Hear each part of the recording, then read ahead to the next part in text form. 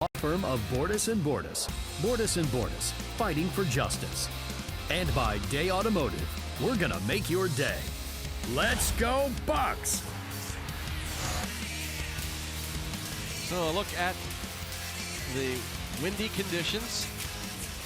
See the breeze blowing out toward left, but boy, is it great to see they have the pennants in order, the standings in all three divisions, and it's just, again, 9 games into the season, but the Pirates atop the National League Central Division over the Cubs, Brewers, Cardinals, and Reds. Umpiring crew going over the ground rules. And crew chief is Tom Hallion. He'll be calling the balls and strikes, going over some ground rules with Clint Hurdle. Some changes. They continue to make renovations here at Wrigley Field. Many, many years ago, used to be a ton of foul territory, but they've extended the seating, the box seats over the years. And so right on top of the action, new dugouts. Those have been extended down the lines. But the Cubs dugout is way past third base these days. Let's go downstairs to Robbie and Smikowski. Yeah, Greg, so they did quite a bit here as the continuous phases of the Wrigley renovations continue. Here's a little time lapse of the dugouts being renovated. They were shifted 25 to 30 feet down the lines and widened by a whopping 7.5 to 12 feet. They also dug a deeper well to create a little bit more headroom, and they added a second bench to each of these dugouts. So what you're seeing was from the first base side a second ago, now from center field, all that they have done here to Wrigley Field, and it's pretty impressive what they were able to do. When you look at guys like Tyler Glasnow and Jamison Tyone, Joe Musgrove, some of the taller guys on the team, certainly they're thankful they don't have to worry about banging their heads on the roof of the dugout when they make their way back in. You see that sod was just in place within the last couple of weeks, so it won't be surprising if we see some players maybe lose their footing out there in that outfield. Hopefully that's not the case. Joe Maddon's club, 3 straight National League Central Division titles. Tyler Chatwood, one of a couple of new additions to the rotation. Gone are Jake Arrieta and John Lackey. Chatwood and Yu Darvish added to the rotation for the Cubs. Chatwood 8 and 15 last year. Check out the RAV4 starting lineup against him. Josh Harrison, multiple hits in 6 of his first 9 ball games and hitting a solid .342. Gregory Polanco next. John talked about his great start. Starling Marte is the center fielder with Josh Bell hitting cleanup, and Corey Dickerson in left. Francisco Cervelli is the Pirates catcher. Colin Moran, Jordy Mercer, and Ivan Nova. Pirates starting 9.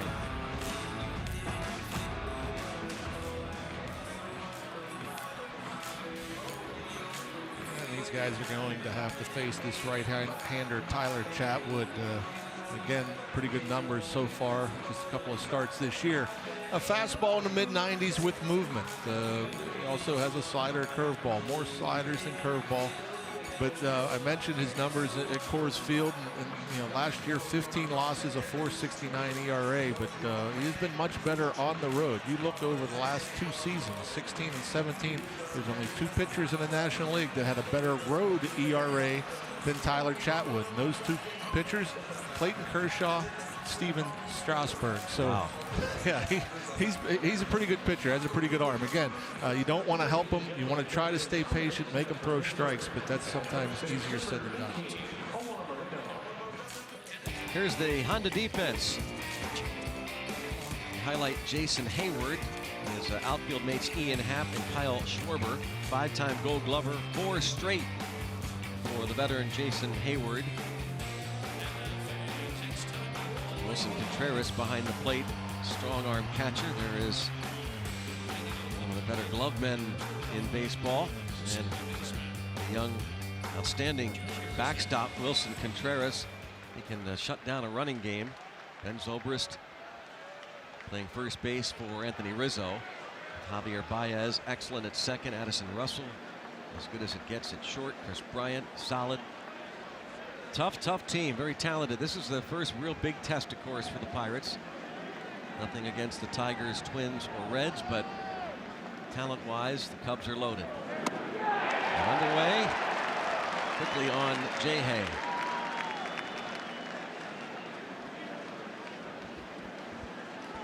Former Cubs 6th round pick, Josh Harrison, back in 2008.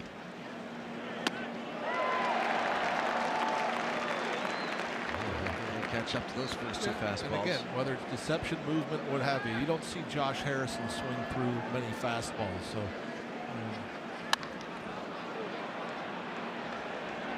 Hayward, and out of play. Trying to make a quick adjustment is Josh Harrison, who had already the early season at bat of the year on Sunday against Tyler Mahle and the Reds. 13 pitches to begin that ball game at PNC Park.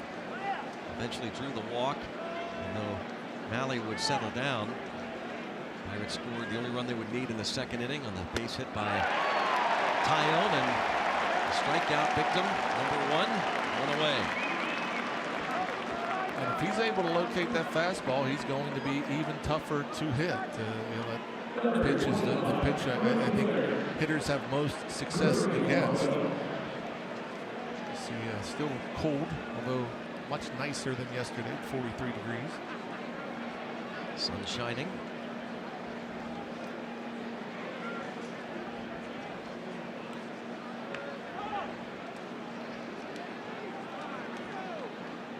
Gregory Polanco. 13 RBIs to lead the league. And the appeal. And one to Jesus said he offered.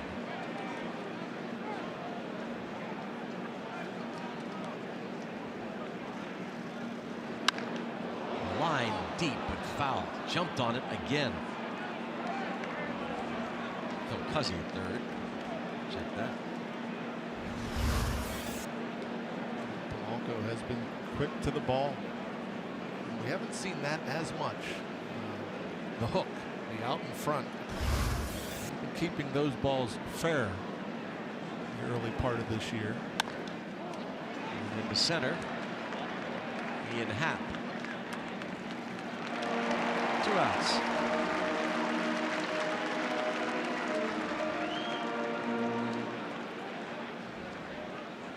Chatwood retires Polanco after he strikes out Josh Harrison to begin the ball game. In Redlands, California, 28 years old, signed a 3-year contract as a free agent. Underwent a second Tommy John surgery and missed most of 2014, all of 2015. His first ligament replacement surgery was as a sophomore in high school. Marte, 257 average.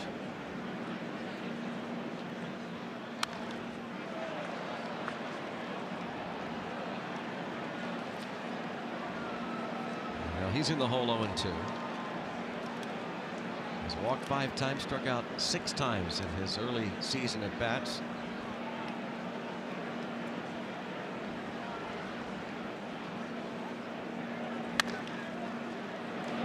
Baez.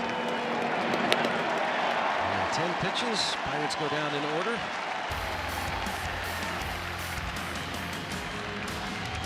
Ron Nova comes to the mound.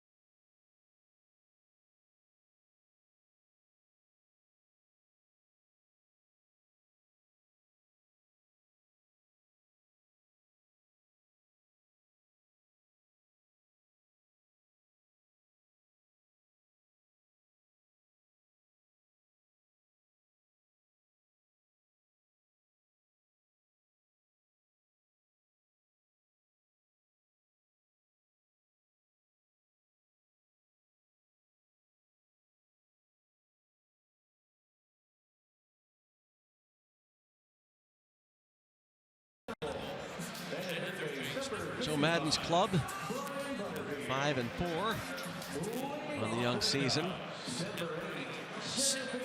Cubs opened up in Miami, and then it was on to Cincinnati and Milwaukee. Ian Happ will lead things off, then Chris Bryant. Since 2015, 280 RBIs, 5th most in the league. Ben Zobrist follows. It's Wilson Contreras hitting cleanup with Kyle Schwarber in left. Addison Russell is the shortstop. Jason Hayward in right. Javier Baez and Tyler Chatwood facing Ivan Nova.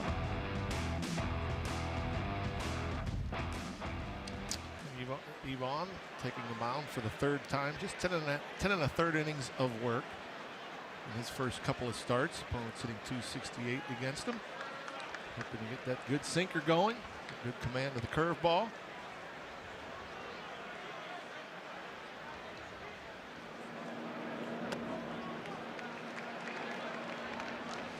Not close to Ian Happ, who homered on the very first pitch of this Major League season.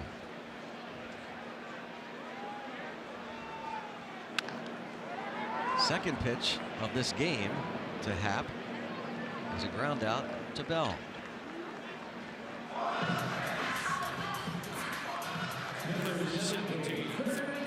Josh Bell makes that play. Josh Harrison is at second. Jordy Mercer and Colin Moran, the other men on the left side of the infield. Corey Dickerson, Starling Marte, Gregory Polanco in the outfield left to right, and Francisco Cervelli catches Ivan Nova. 497 career starts now behind the dish.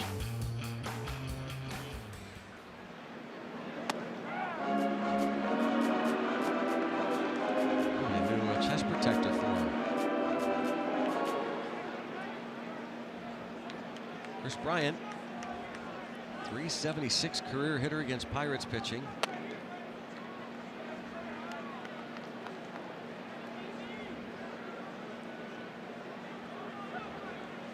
Double shy of the cycle this past Saturday in Milwaukee.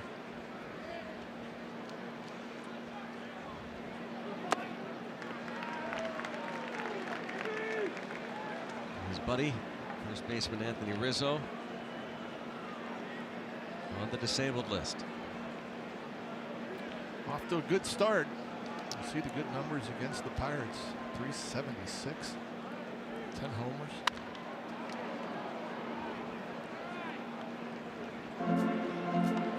Bryant last year, 29 homers, drove in 73. 2015 Rookie of the Year.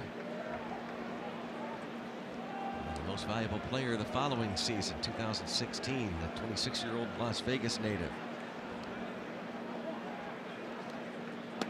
There was so much discussion last year about hitting your best batter in this second position, and I've always, well, I guess I would argue, do you want your best hitter setting the table or driving in runs? It looks like you're probably going to beat that out. Runs good for a big man. Heck of a try by Harrison, but an infield hit for Bryant. You know, 73 RBIs a year ago. I mean, after averaging 100 his first 2 years. As you see with the shift right there, Jay Hay the only one that had a chance, but Bryant again, a guy that hits a little more off his front foot, gets out of the box well, gets down the line. He's not just a big power hitting corner infielder, he also can run a little bit. Ben Zobrist will turn 37 years old next month. His wife sang the national anthem for the home opener today. Or God Bless America. She sang that. Thank you for that. She did a nice job. Wayne Mesmer actually sang the Star Spangled Banner. A tradition here at Wrigley.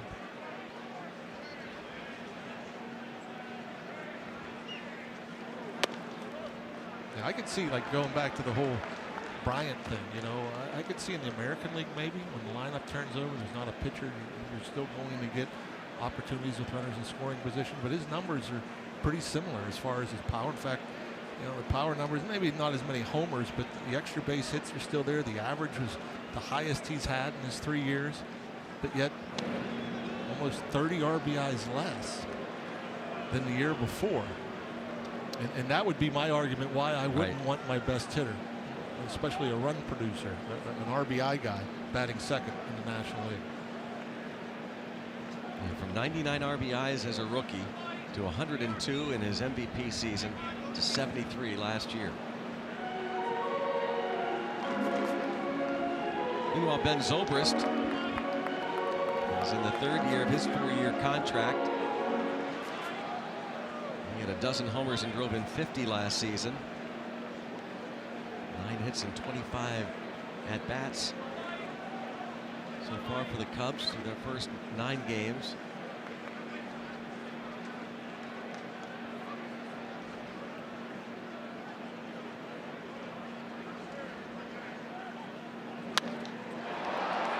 Toward left, Dickerson. Zobrist flies out the other way.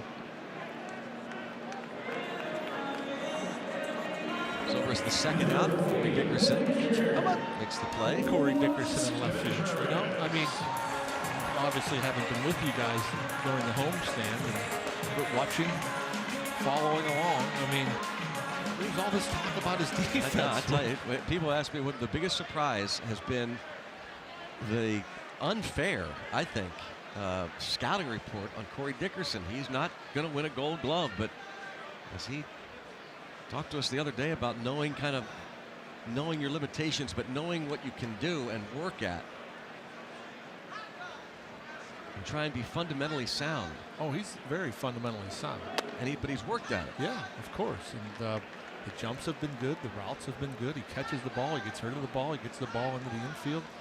That's what you want. I mean, the better outfielders, I think, do a worse job at those things, and then you end up giving extra bases because they take things for granted and don't have the same urgency. On a strike on the catcher, Wilson Contreras.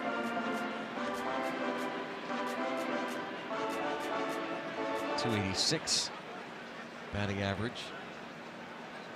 A handful of these Cubs have been striking out a little bit too frequently for Joe Maddon's liking. 10 punch outs for Contreras, the first 35 at bats.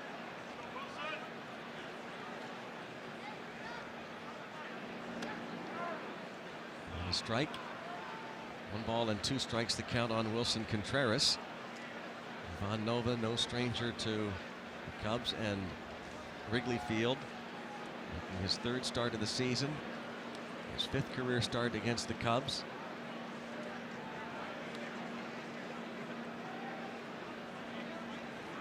See if he tries to bounce this curveball. Runner goes. Bryant taking off on the 1-2 pitch. A breaking ball to Contreras.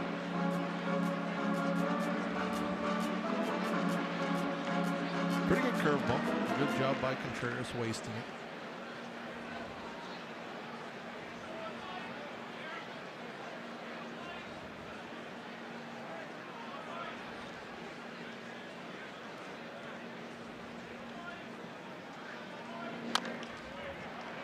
Tough play.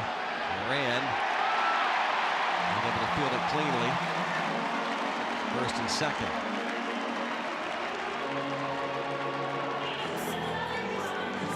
Would have been a tough play. Contreras got out of the box pretty well there. Everything had to be perfect. He obviously is going to have to make the throw on the run, do everything in one motion as you see him charging here. And I like the fact that he went down with both hands. A lot of times you'll see a guy try to barehand that, and higher probability of coming up with that ball cleanly going down with 2 hands, and you can get rid of it just as quickly as if you go with the bare hand. It's different if the ball is rolling along the grass. It's easier to pick up with the bare hand. The shift on against Kyle Schwarber. And the strike from Ivan Nova. Schwarber with 5 hits and 29 at bats. The Cubs through their first 9 games struck out 11 times in those 29 at bats.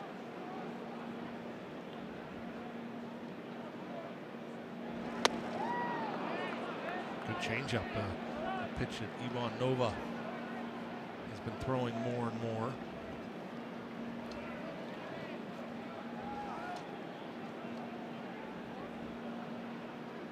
Well, but 3 starts against the Cubs last year. Ray Searage.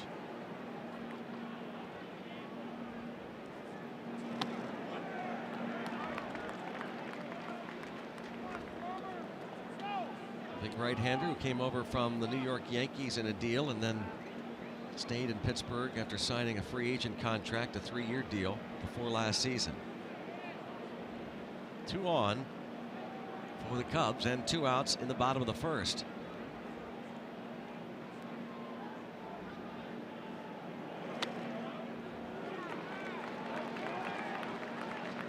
Evens things up to Kyle Schwarber.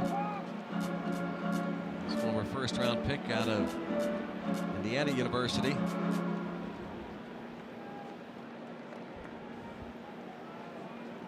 Addison Russell to follow. Nova hoping he leads off next inning.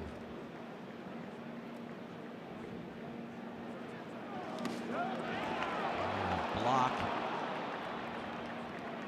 Cervelli keeps Bryant there. Trying to get the chase, and Cervelli got off the right hip. Cervelli couldn't quite get the whole body out in front. Kicks away a little bit, and Chris Bryant, with 2 outs, you don't want to be overly aggressive in that situation. You want to make sure you can get the third standing up. If maybe 1 out, you might take a risk and get over to third. Full count, they'll be off on this pitch. And right through the hole, and a 1-0 lead for the Cubs. Dickerson guns toward third. Safe there, and on the play, Schwarber into second. 1-0 Chicago.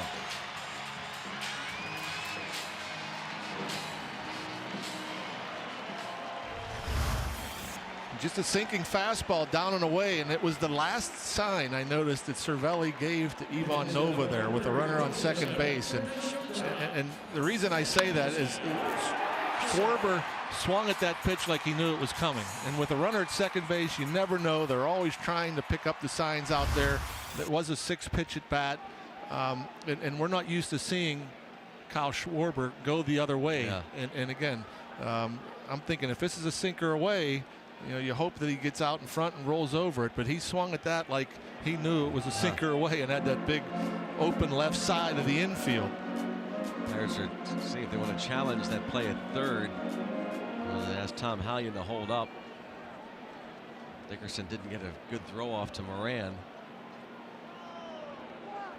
But now they are going to apparently challenge it. The foot may have been up as the throw came in.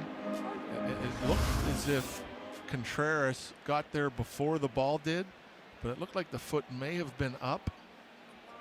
Well, now it's looking like maybe the foot came off the bag. Just a little bit, maybe it came off as he was going into that pop-up.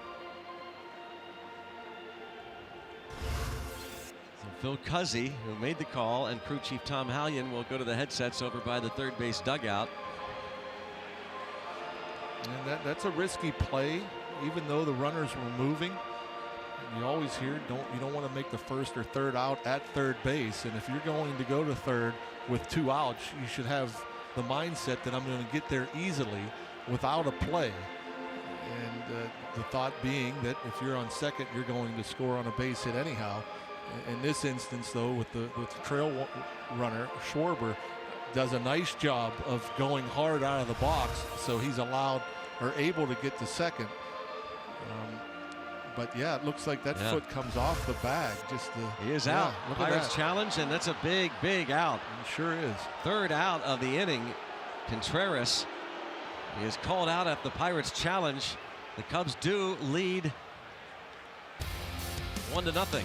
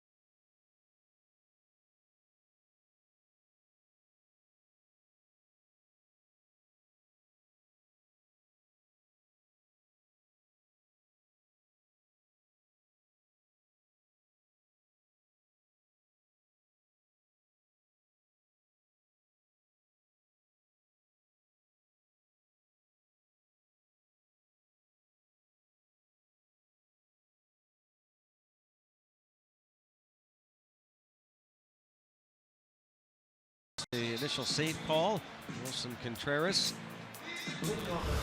as it turns out, is thrown out by Corey Dickerson. Colin Moran, that glove on there just as he's popping up, toe off the bag. He kind of gave it away too when he popped up and that foot came off just about an inch. We tried to hurry to get that right foot on the bag, which pretty apparent that foot did not. Corey Dickerson did get that throw off in a hurry. Yeah. That's one of the things he's talked about. I don't have a great arm, but one of the keys is get that throw off as quickly as possible. He and Kevin Kiermaier, the Tampa Bay Rays, would practice that during batting practice every night, shagging fly balls, not just making it a routine, but actually working at that. Josh Bell against Tyler Chatwood.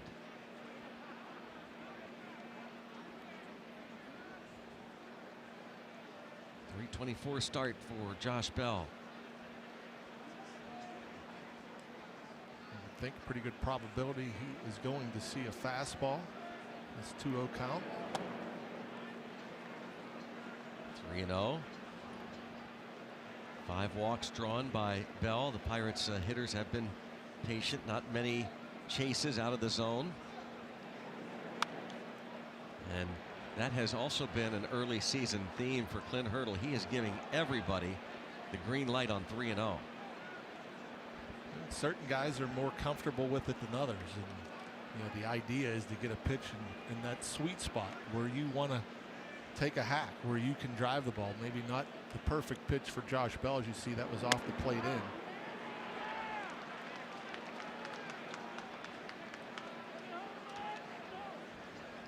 Bell, Dickerson, Cervelli.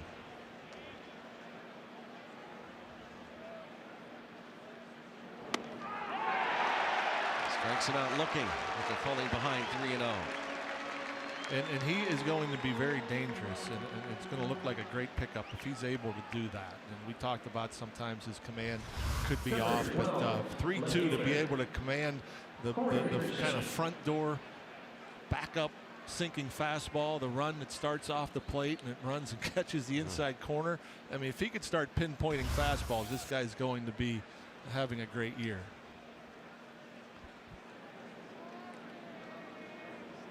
Eight and 15 last year in 33 appearances for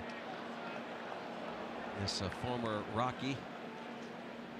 Teammates in Colorado now battling Corey Dickerson and Chatwood.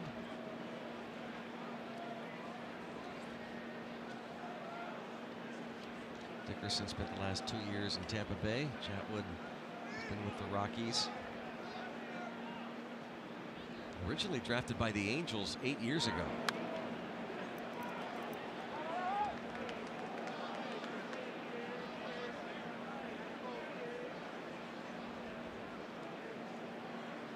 Chatwood drafted by the Angels in 2008 and then traded to Colorado for catcher Chris Iannetta in November of 2011.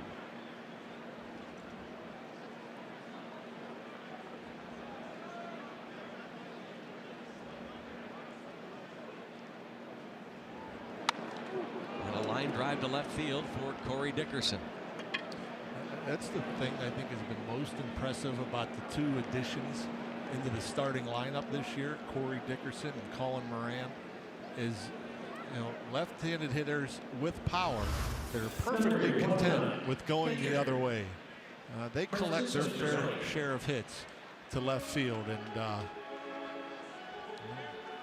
2 great pickups, 2 great adds to the lineup. Guys that are comfortable with runners on base. So, being a big problem last year was who was producing after Josh Bell in the lineup. Well, early signs are great with Corey and Colin. Cervelli 4 for 28, a 143 average, has drawn 6 walks. Spring training ended too soon. Yeah. Cervelli was locked in the last couple of weeks. He wasn't missing anything. That pitch there elevated away, he was crushing it. And he's hit some balls hard.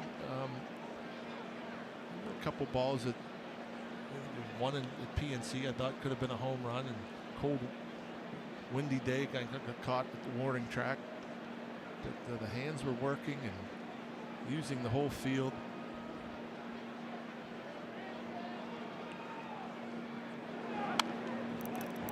Creating backspin was the other one. I mean, he was through the baseball.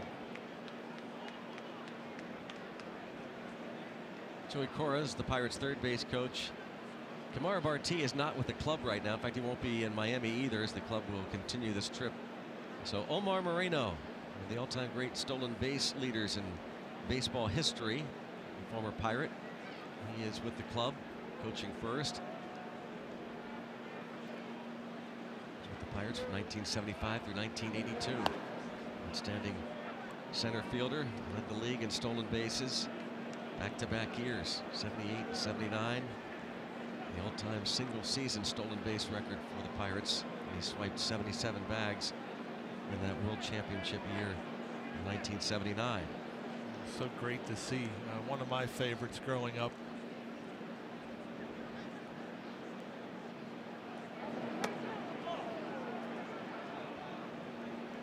Off the bit of Contreras. Whether that might have cost Chatwood a strike or not. Dickerson stays at first.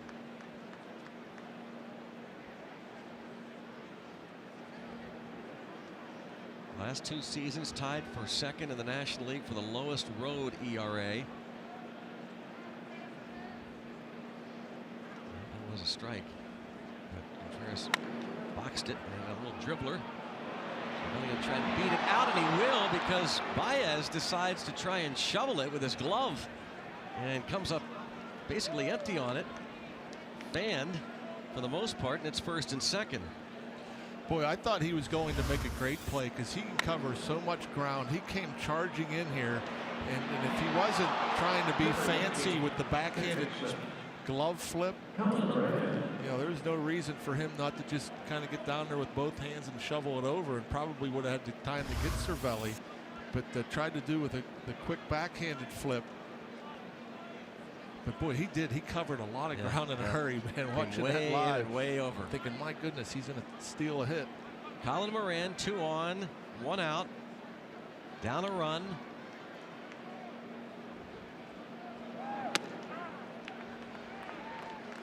Moran with 8 runs batted in and hitting .345. He's the first Pirate rookie with 10 or more hits and 8 or more RBIs through the Pirates' first 8 games of the season since 1951. Jack Merson that year for the Bucks. Now he's in the hole 0-2.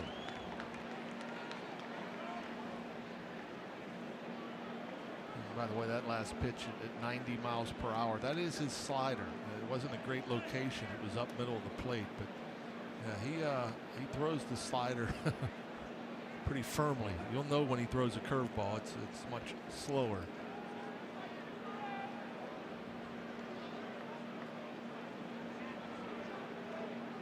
Dickerson, Cervelli aboard with 1 out. And he gets Moran. And that's the curveball. And he throws that particular pitch maybe 11 or 12 times a game, 11%, and that had good downward movement to it. So Colin Moran sees all 3 pitches that Chatwood throws, a fastball, slider, curve. He will throw a very, very occasional change.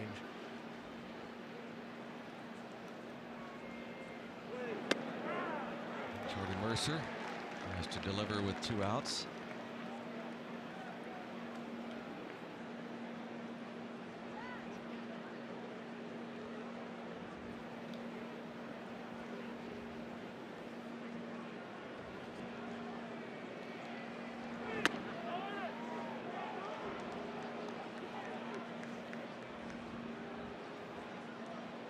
Not a lot of experience facing Chatwood for Pirate hitters, although Mercer 2 for 3 against them.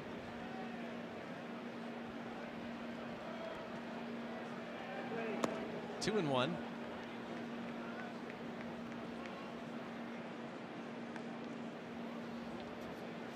Dickerson and Cervelli aboard with 2 outs. Tyler Chatwood, his home debut as a Cub.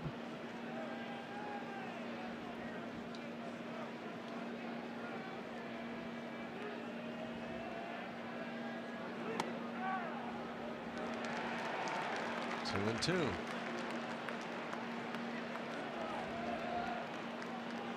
Then up our Tom Hallion.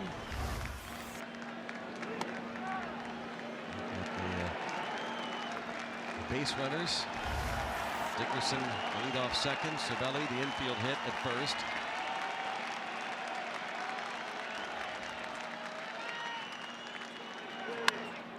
Toward right field for Jordy Mercer. He gets it down, and the Pirates have tied the game. Mercer, a 2-strike, 2-out single to right, brings home Dickerson. It's 1-1. Well, I question the pitch selection there for, with Jordy Mercer, who's been swinging a hot bat of late. You got the pitcher behind him. He tries to challenge him with a fastball, and he leaves it up and out over the plate. And Jordy just stays short, kind of protection mode. Put the ball in play, sees what happens. And a hard hit ball. Hayward playing that way, fortunately for the Cubs. Otherwise, that ball's in the corner, and 2 would have come around to score. But Jordy Mercer, boy, that's a big 2-out RBI base hit.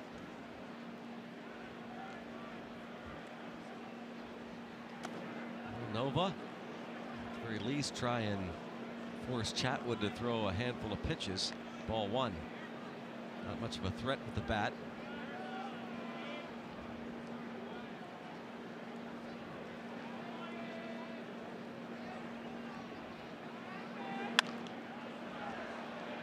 Assume that the Cubs would be somewhat cautious with Chatwood this year,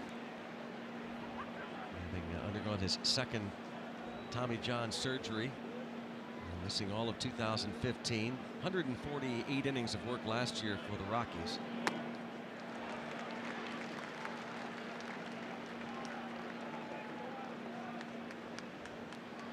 New pitching coach replacing Chris Basio is Jim Hickey. He worked with Joe Madden for years down in Tampa Bay. He wasted that one. Yeah, make him work. Get that pitch count up, though. The bullpen for the Cubs has been stellar in the first week and a half.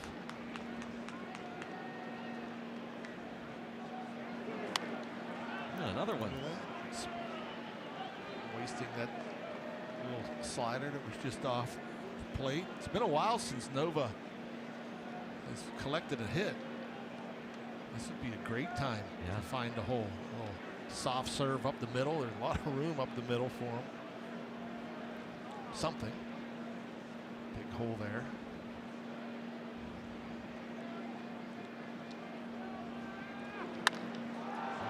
Ball to shallow right center field. And playing him right there too. That was pretty good contact, but Happ way over into right center. Jordy Mercer ties the game. It's 1-1.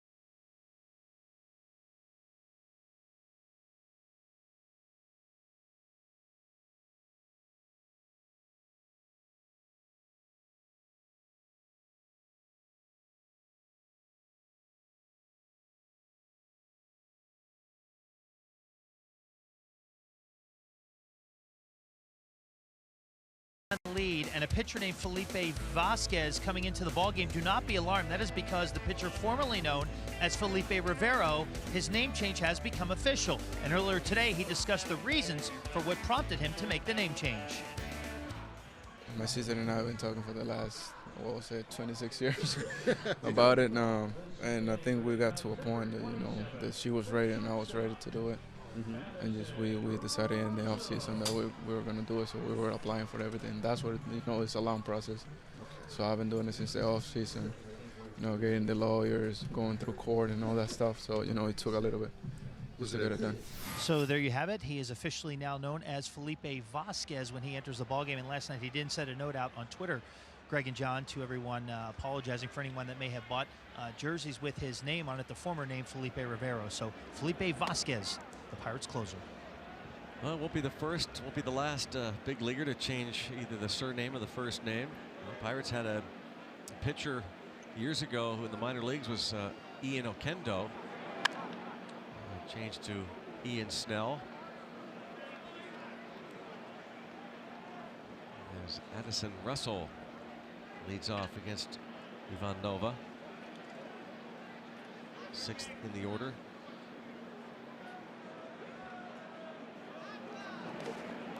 Did he go? Sure looked like he swung, but the first base umpire Dan Bellino said no swing. Russell, 267 batting average.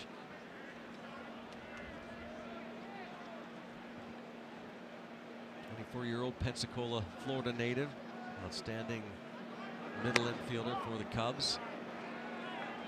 Nova seems to be upset with himself after that pitch.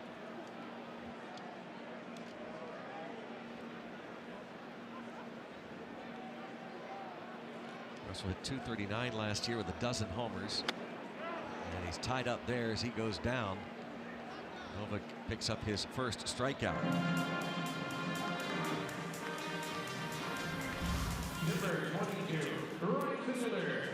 See that ball running in, kind of chasing Russell. You see that pitch and you're trying to protect. It looks like it's going to be on the inside half of the plate, and it just keeps running and running. And by the time you realize it's going to be out of the zone, too late.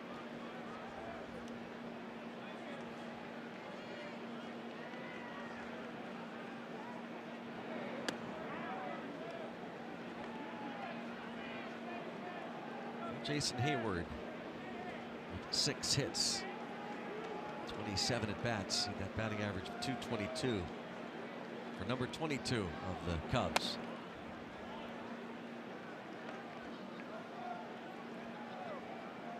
Ball to strike. Nova making career start number 163. His big league career. There's Mercer for the second out. Well, PNC Park going to host college baseball tonight. West Virginia Mountaineers going to take on the Penn State Nittany Lions at PNC Park. General admission only $10 with discounts for students and Pirate season ticket holders. First pitch 6:30.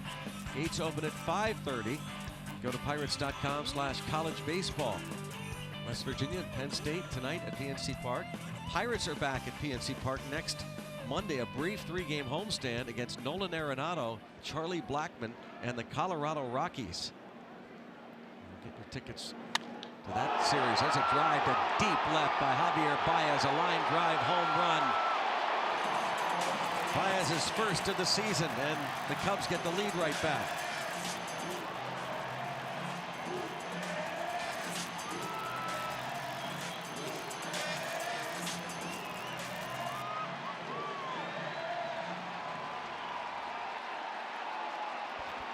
First time through the lineup, Ivan Nova gave up 3 basically dribblers to lead to the first run. This pitch right here, up middle, and I was about to say he has left some pitches in the middle of the plate and has gotten away with them. But Baez, knowing that Nova likes to get ahead with the fastball, was up there and ready, and that ball had some run to it, but it ran to the middle of the plate, about high. Pitcher Chatwood. Mercer So a 2-out line drive home run for Javier Baez. Gives the Cubs the lead back 2-1.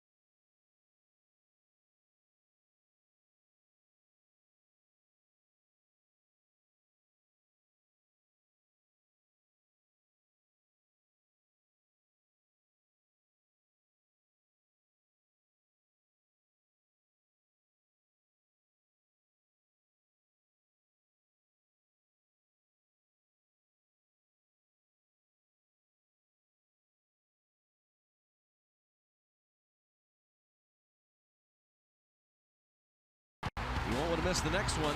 Join us tomorrow night here on AT Sportsnet. Game 1, first round series. Coverage begins special 1-hour pregame starting at 6. Pens, Flyers tomorrow night. Here on AT Sportsnet, you can catch the Bucks and Cubs here tomorrow night on MLB Network. We'll be carrying the Cubs broadcast. Javier Baez of the Cubs hits the home run off Nova. It's a 2-1 lead now for Chicago.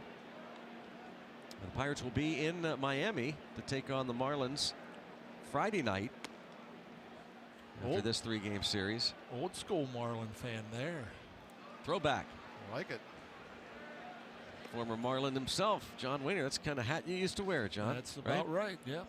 Actually, no. That's actually before me. Even I think we went to black hats. I think the teal hats were the first 4 or 5 years, 3 or 4 years. But it's a good looking outfit there. Still had that teal in the color scheme. But we had black hats. Tyler Chatwood used to wear the black hat of the Colorado Rockies. Josh Harrison struck out to start the ball game.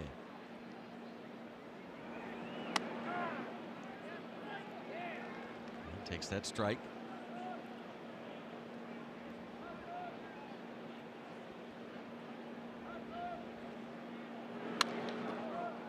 And a base hit to center field.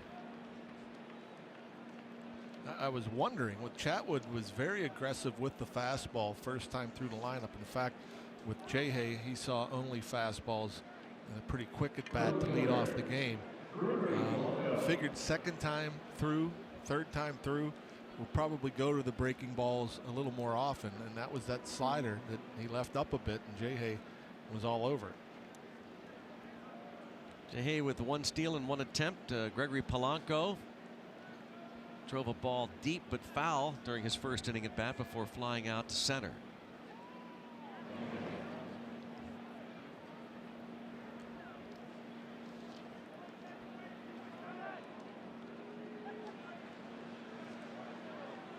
Chatwood trying to keep Josh Harrison at bay.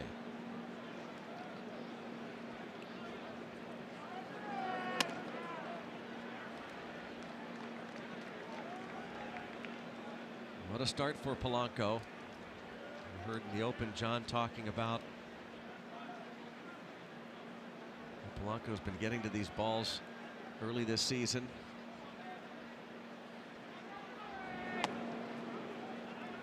You saw that pitch there. Contreras, the catcher for the Cubs, setting up way inside.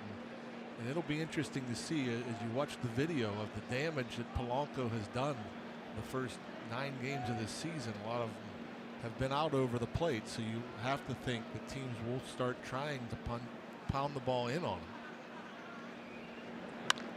Lines it to right, but foul. And that's how you get him out of there. And again, and now that's a couple of pitches that Polanco got to on the inside part of the plate that he's coming around the ball a little bit. He's getting the barrel to it, but he's pulling it foul. And you know, when teams come in there, you turn them around. It's one way to chase them out. But for me, Gregory, that's usually when he's struggling, when he's hooking balls foul. But obviously, off to a good start. To the offer there, no. He's been remarkably patient. We haven't seen much of this either, where he's even offered, as that was pretty close to being a swing. But yeah, he's been drawing his walks. He's been not even flinching at pitches like that. And he goes this time. And so that's what kind of happens. Is okay, so you come in not just the first at bat, but the second at bat, and even though you got to the fastball and you pulled it foul, it's in your head. Oh, they're going to work me in. They're going to work me in, and that's where Gregory, we've seen in his young career, struggle at the big league level. Is that okay? He starts thinking in, and he ends up not recognizing speed and spin, and he'll end up chasing more breaking pitches out of the strike zone. We haven't seen that much over the first week and a half of this season. And that's where, you know, talking to Jeff Branson, that's where he'll say, as far as staying stubborn with your approach, staying through the middle, not trying to cheat to get to the ball in. Just look for the ball and think middle of the field, or the big part of the field. And, you know, if you start everything early, like we saw there with Gregory Polanco, then, you know, they can go away also and open you up, and then that's when you don't keep that ball fair or drive it out of the park, like we've seen a few times from Gregory.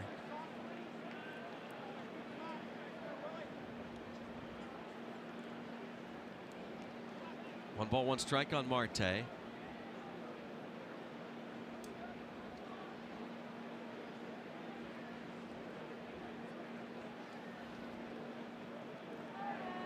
And that doesn't mean that Gregory can't drive balls that are inside. In fact, the first home run he hit in Detroit was a fastball in, similar to the couple he pulled foul here. And yet, but his hands were working. He didn't come around it. He stayed inside and threw it and kept it fair, well fair. And so he's capable of still getting that fastball in without trying to cheat or to come around or to fly open, or however you want to say it. Runner goes, just fouled off. And a lot of that's mental as a batter. You start thinking, oh, I got to get to the fastball in, and then you start doing things that aren't exactly good for your swing. I mean, you want your hands to react to what you see. You do all this practice and preparation, and mentally you want to see and react to the velocity, react to the spin. And when you start thinking, ooh, they're coming in, I got to get it out of there, that's when you start opening up that front shoulder. The bat gets in and out of the zone too quick, and it makes you susceptible of chasing the breaking ball. It'll be interesting to watch his next at bat, kind of dissecting that for Polanco. And we've seen it at times with Marte, and Marte has been incredibly patient. 5 walks already on the year. As we all know, he's not a guy that walks very much, and pitchers continually try to spin the ball and get Marte to chase, and he's been picking it up and recognizing the off-speed pitches, and has been able to lay off and draw more walks. And here's an instance right now. Marte with the 3-2 count on Marte. Harrison at first and 1 out, down a run. Wanting to keep Harrison close, thinking he'll be taking off on the full count offering.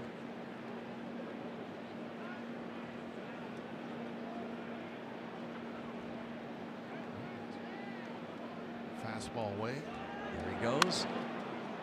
On a play. You can almost anticipate that It's a full count. You figure Josh is going to take off with the pitch. You see fastball away. You think, you know, Baez covering the bag with Josh Harrison running whole right side of the infield wide open for Marte. He ended up obviously fouling it off, but that had it was a perfect recipe for a first and third run and hit situation. Again he goes. Again it's fouled, this time pulled past third. Marte, John mentioned 5 walks already. In his abbreviated 2017 campaign, drew a total of 20 walks. At his career high 33 in 2014. Josh Bell next.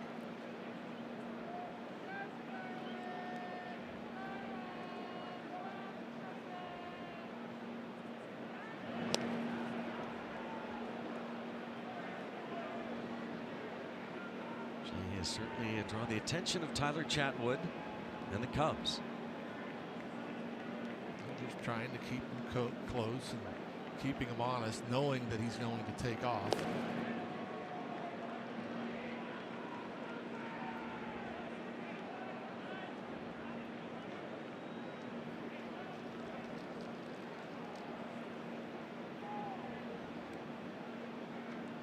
Three and 2 the count remains. And he goes again. Ball 4.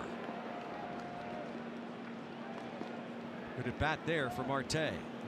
Another good at bat. Just the first walk for Chatwood. And you love to see Josh Bell come up with runners in scoring position, runners on base.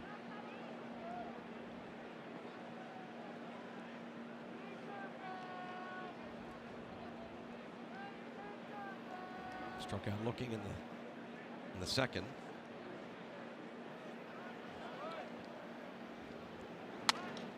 And the other way, and it gets down, and the Pirates tie it on the Bell double. Yeah, he goes up there with a game plan ready to hit, does Josh Bell. You know, he hit the big home run straightaway center field at PNC Park. Said he was looking for a pitch up out over the plate. This time probably looking for a pitch on the outer third of the plate. Just something that he can hit that way. That's the thing that Josh Bell, for a big man that had big power numbers last year, he's comfortable looking to hit the ball the other way. He's comfortable to go up there and turn on a fastball from time to time. But with runners on base, his game plan was, hey, get something out over, hit it that way. Comes through once again. John, again, you talked to Jeff Branson just about this lineup, and different feel. It's only 10 games, but my gosh, it's as Clint Hurdle said, it's been lengthened. Yeah, there were times, and we've seen it the last couple of years, where there was just holes in the lineup to where, you know, it's hard to bunch hits together. It's hard to get 2, 3, 4 hits in an inning because we didn't have that type of lineup that had so many good hitters in it. And when you weren't hitting the ball out of the ballpark, it was hard to have big innings. Well, now it seems like everybody is up there with good intentions, good approaches, and have had good results because of it. And I not knowing anything, but I personally think that just having Dickerson and Moran in the lineup, it just helped just with their approaches that you've talked about. Sure. Yeah, these are two guys with great power, but are willing to go the other way. And these guys are communicating more with one another, talking more about hitting, talking about what they saw up there instead of running to the video room. And, you know, well, this is what this guy's trying to do. This is the kind of stuff he has. And so it's not just about my at bat and I got to go take a look in the video room what I just did. It's about, okay, what can my at bat mean to the rest of the team, and what information can I disseminate with others about this pitcher? Sure. Yeah, and it's video could be I mean, it's a crutch for some guys, and they think that they're going to find some answers magically by watching their last at bat. You know, these guys are so prepared, especially nowadays. There's a brand new cage down there here at Wrigley, but there's cages in every ballpark, and all they want to do is hit, and hit. And so they're more than prepared to go up there and hit. And, you know, when you get in the batter's box, it's more about your mentality than it is about anything else. And because you're making it out doesn't mean there's something on the video that's going to say, well, this is why you made an out. Dickerson to right center field. This ball's going to get down, and the Pirates will take the lead. Dickerson heads to second base. He will reach second, and Bell will score. How about this Pittsburgh Pirates club? Just again, and you want to talk about length of a lineup. That's the length of a lineup. You got everybody in this lineup capable of doing damage, capable of going out there and coming through in these situations. Dickerson is prepared. Jeff Branson said, is any of these hitters. He goes up there ready to hit from pitch one. He's a guy that, you know, probably swings a little more than others. He's a good bad ball hitter, and he's just looking for a pitch up that he can drive. Got tied up a little bit. How about that hustle too? I mean, oh, again, yeah, right there, that's out of the box. He's thinking double, and you could see Happ was on his heels, not expecting Dickerson to go for two. Taking nothing for granted. We've seen that here so often in the past. You hit a ball in the outfield, well, it's not getting to the wall, so it's a single. No, don't take it for granted. It's a double out of the box until the outfielder stops me, and that's great work. I mean, he's sliding into second base just as Josh Bell's coming around third, because Josh had to hold up to make sure it was down, and he's like, hey, I'm gonna make you make a play. I'm going to be aggressive. Two-run double. The Pirates lead 4-2. Josh Bell, the RBI double to left. He scores on that throw to second to try and get Corey Dickerson, who now has 9 RBIs. I was really hoping to see him. I know there was talk about him. He hit lead off last year some. He hit top of the order some last year. And after watching him in spring training, I was really hoping, boy, this could be our guy. I mean, we've had I wouldn't say a problem, but there wasn't a lot of production in that 5th, 6th spot lineup. I mean, he fits in perfectly in that role behind Josh Bell. A dangerous bat, a bat with power, but a bat that can drive in runs. And that is going to possibly be an infield hit. See what they rule here. If Russell fields it cleanly, he could get. Cervelli has that strong arm. That would be a tough error. I got to think that's going to be a hit, so it could be 2 straight infield hits from the speedy Francisco Cervelli, I would think, because, you know, Addison Russell was in shallow left field, you know, almost 2 steps deep, and I know he has a strong throwing arm and he can make plays from the hole, but that doesn't make that routine. They do give him a hit, so it's first and second for Colin Moran. Also, like, John, the look of the lineup just from the lefty-righty situation. Harrison, the right-handed batter, then Polanco from the left side, then the right-handed hitter Marte, and then it's Bell, the switch hitter, who of course bats lefty against a right-hander. Dickerson, the left-handed hitter. Cervelli from the right side. Here's Moran from the left side. You gotta like it. You gotta like it against a right-handed pitcher, especially to have that as hard to match up against too. Yeah, and on top of that, I don't know offhand. I don't have it in front of me. I could look it up at the splits. I don't see Josh Harrison being not good against righties. Marte last year was better against right-handed pitching. So you look right there. So, you know, you look at the top 5 in the lineup are all successful against right-handed pitching. Colin Moran drives this one the other way, and that'll reach the seats.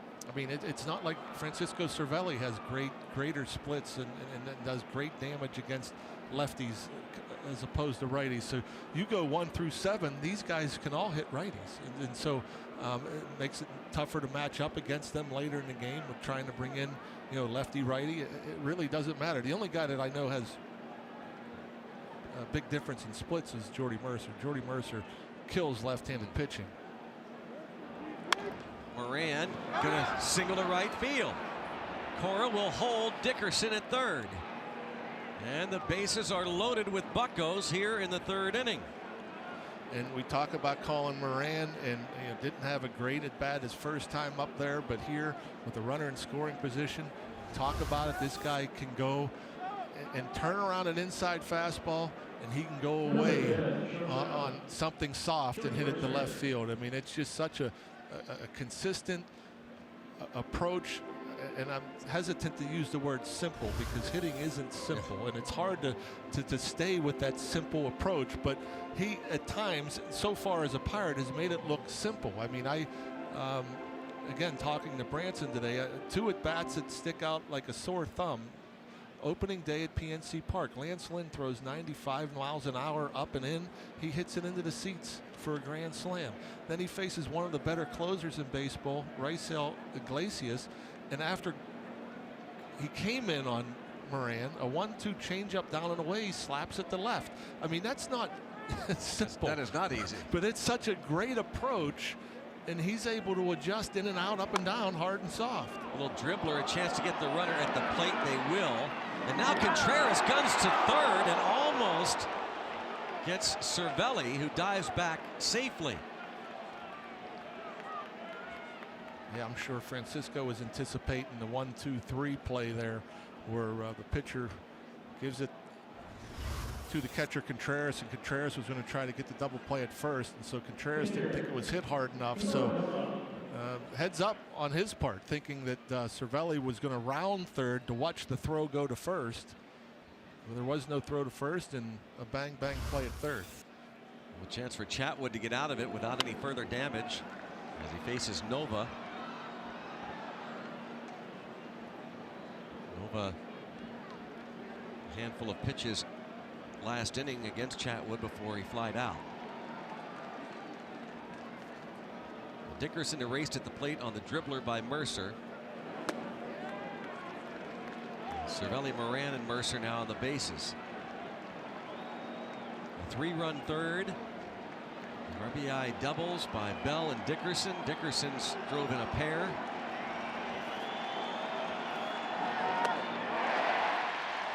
And the Pirates send 9 to the plate, leave 3, and take the lead. Colin the Redbeard, part of the big 3-run third inning, as the Pirates now take a 4-2 lead.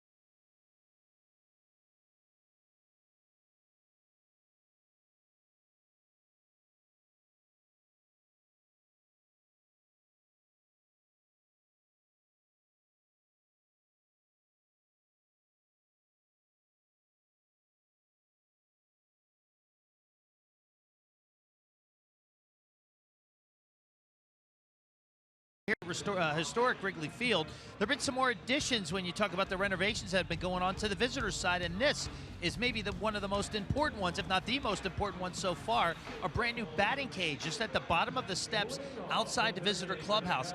Guys before from the opposing team used to have to walk all the way out beyond right center field to be able to take their swings, and now the Buccos can have all their equipment right there. A weight room was added last year, so now it's becoming pretty modern in terms of facilities, Greg and John, when you look at the visitors' side. So yes, the dugouts are wider, the batting cage has been added, the weight room has been added, but the visiting clubhouses are certainly as small as they've ever been. That is the last thing that they plan to do with this renovation here, but certainly some welcome additions for the visitors. Yeah, what different feel altogether.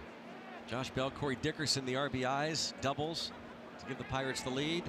See how Ivan Nova handles it now as he faces Ian Happ, top of the Cub batting order. If the clubhouses are last, that means the press box is next. I think Robbie meant to say. A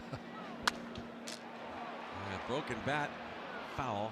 At the last on the real important list of things to get to is the visiting clubhouse, and then maybe down the road they'll get to the press box. There was a rumor they were going to be doing the press box this offseason, but well, who cares about the press box, really? It doesn't matter about the press box. We're more worried about the broadcast booth. Yeah. Tight. Yep. Old school. Our windows are open, you see, the radio booth next door.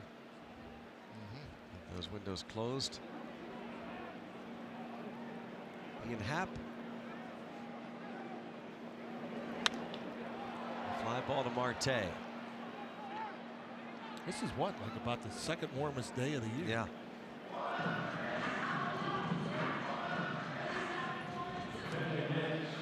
Who's in there? They're bundled up in the warmth. Joe and Bob. Where's Bob's hat?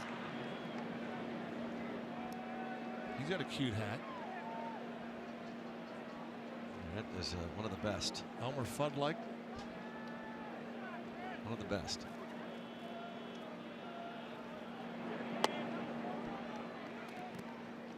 Bryant, infield hit in the first.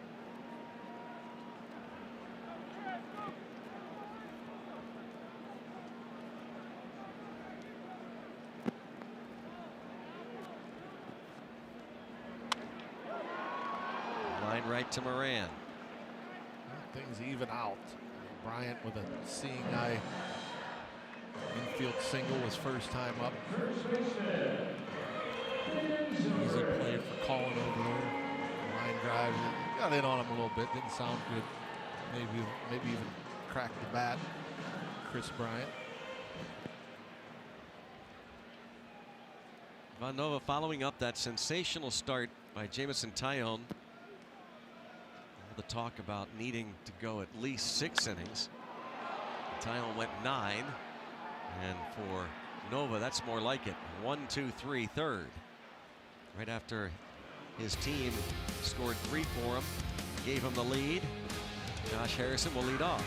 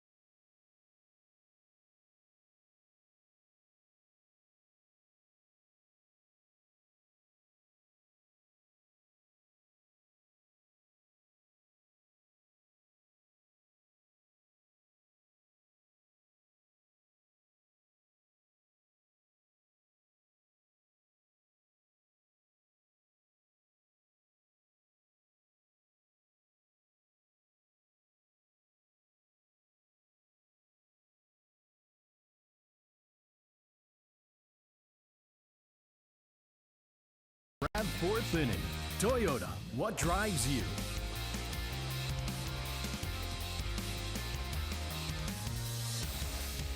Bucks lead 4-2. They're trying to become the first Pirates team to win 8 of its first 10 games since the 1992 Pittsburgh Pirates began that year 12-2.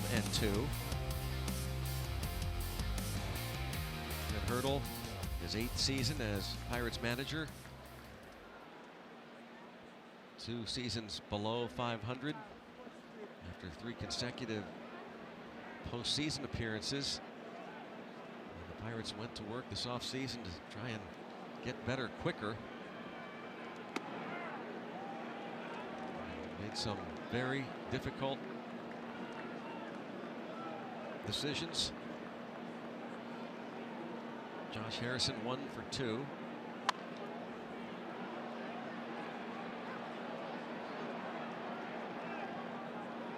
Started last inning with that base hit to center. And scored on the Bell double. Chatwood had a 1-2-3 first, but he's had to work into the last 2 innings. So Mike Montgomery has started to loosen in the bullpen. Bullpens are hidden now behind the brick wall here at Wrigley. There they are, one bullpen.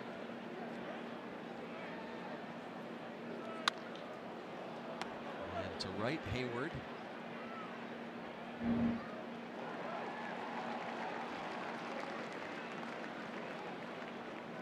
Chatwood retires Josh Harrison on the fly out to right. And number 25, Gregory Polanco. And now Chatwood faces Gregory Polanco.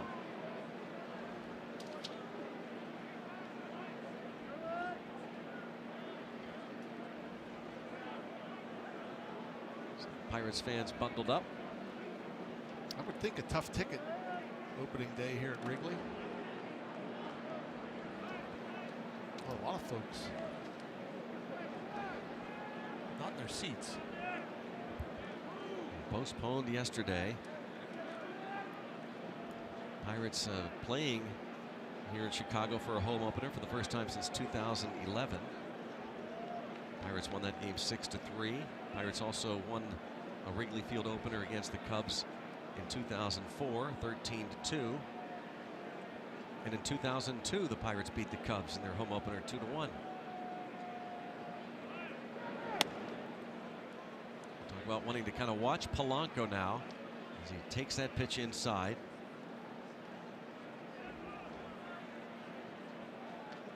Good count. Should get the fastball. Slider. And that's a pitch, you know, for Chatwood that he's been leaving up. You can get away with a 2-0 perhaps.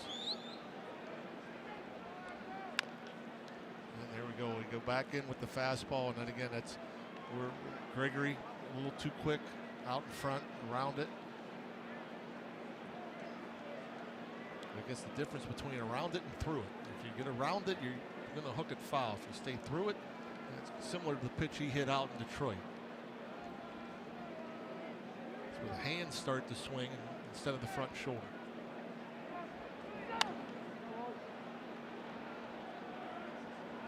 And another slider left up. He has been pitching up, Chatwood, for the first 3+ innings. And the Pirates have taken advantages in the second and the third.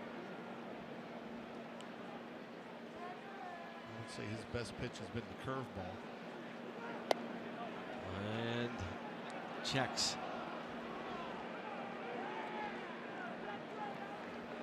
First time I really think that Gregory's been a little jumpy, a little antsy. Seeing a lot of check swings from Gregory this afternoon. Right to the shortstop, playing behind second, Russell. Bring up Starling Marte, who's grounded out and walked. Speaking of openers, this day automotive, this day in Pirates history, this day 1975, Pirates open up against the Cubs here at Wrigley Field after a couple of days. A gigantic snowstorm had postponed the the opener for 2 straight days. Willie Stargell, 4 for 4, 2 homers, 3 ribbies. Richie Hebner, Benny Sanguin, each homer. 8-4 final.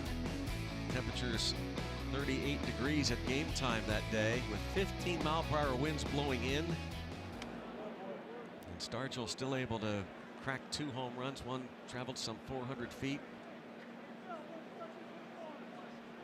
Deep into the right center field seats. And this ball lined to left field, and Starling Marte has a partay with his 2nd home run of the young season. He blistered that ball over the left field wall to give the Pirates a 5-2 lead. And I said the one pitch that I think Chatwood's been struggling with has been the slider, and I'm not sure if this is a slider that just stayed in the middle or if a fastball just 91 miles per hour, but I know this. It looked to be middle, and Starling Marte crushed it.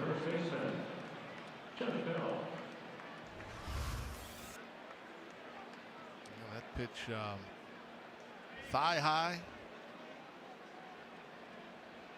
inner half. Josh Harrison reacting to the Marte home run.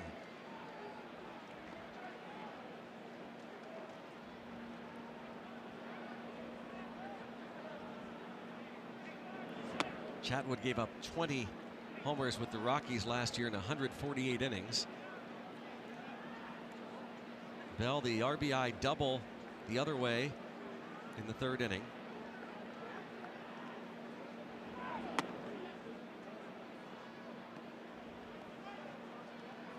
The Bucks leading it 5-2.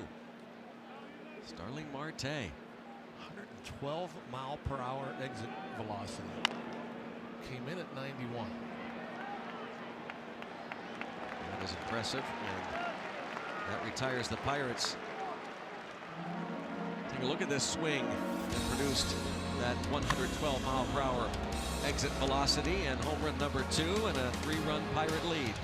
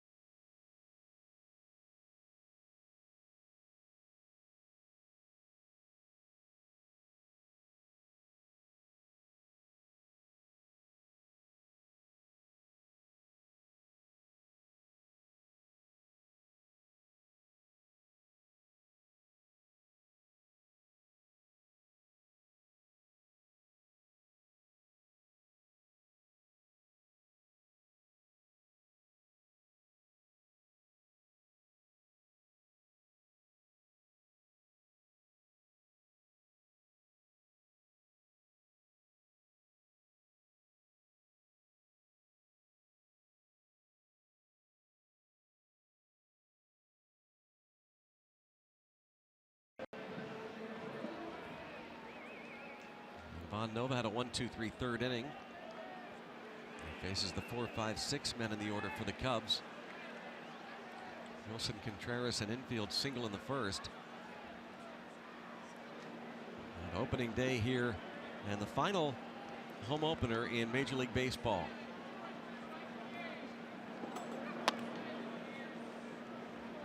Ball 1 on Contreras. Cubs started this season on the road in Miami. 4-game series against the Marlins, and then Cincinnati. One of those games was postponed, and then 4 games in Milwaukee.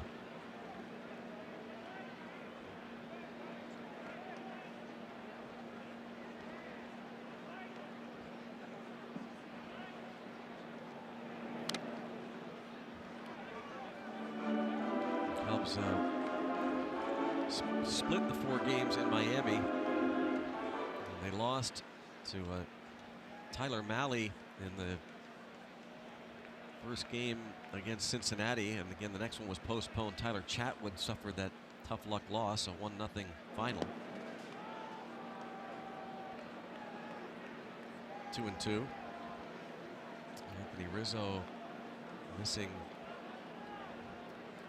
most of that series in Milwaukee, as the Cubs took 3 of 4 from the Brewers.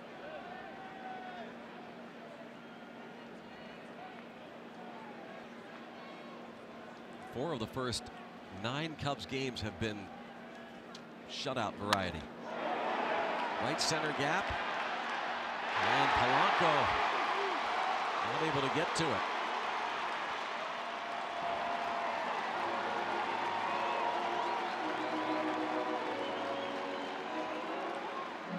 Pretty good adjustment there from Contreras. A little long with the swing to get a couple of strikes on him. Big cuts down 5-2, but then with 2 strikes shortens up, pulls the hands inside. The ball looked like it wanted to slice back towards Polanco as he was headed towards the gap.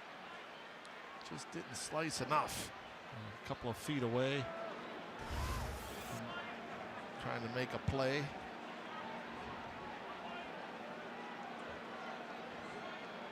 Now Kyle Schwarber.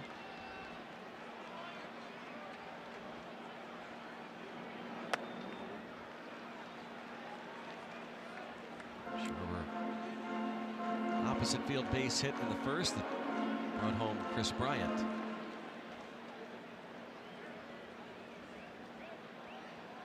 One thing that makes this team so dangerous is even with a 3-run lead, they got guys, you get a runner on, one swing can make things pretty tight. And this guy with as much power as anybody, a lot of swing and miss with that power, but a good count for him here.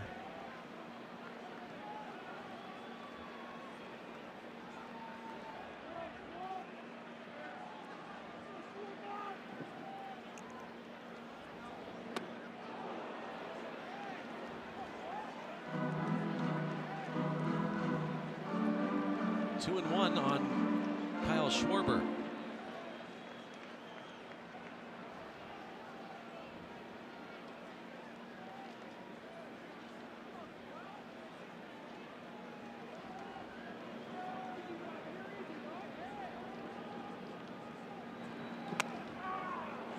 So now they're going to fire it down there, but no chance to get Contreras as much as he'd like to, because Contreras, that's his game. And really takes a lot of pride in his arm and trying to control the running game.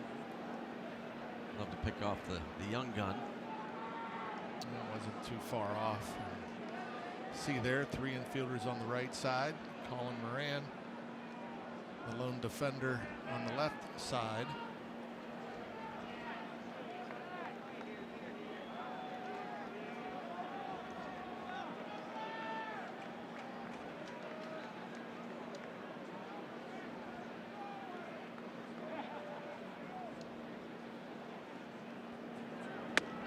Got him looking, and he knew it right there.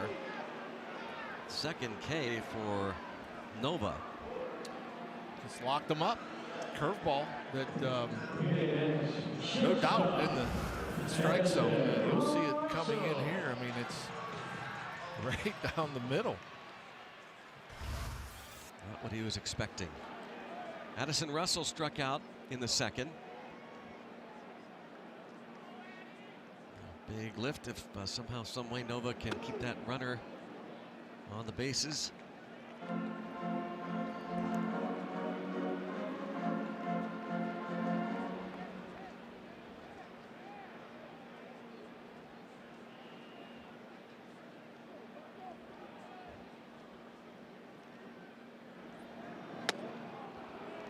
crazy up and down career so far for Russell.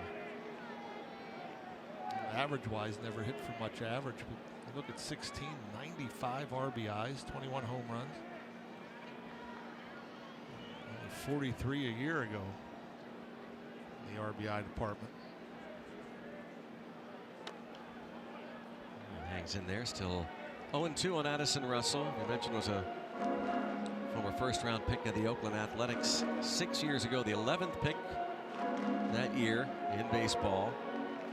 Cubs picked him up in the Jeff Samardzija trade.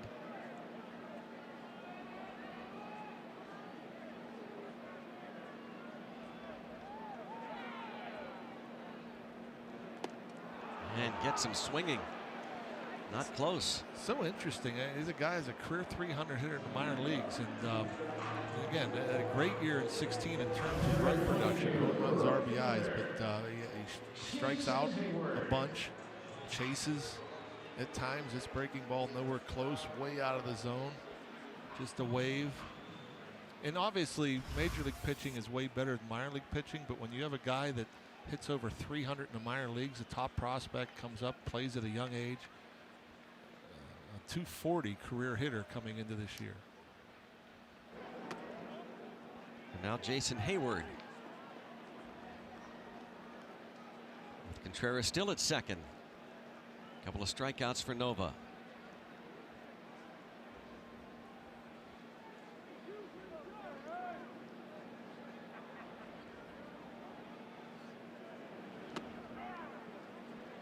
Gets a call there, did Yvonne.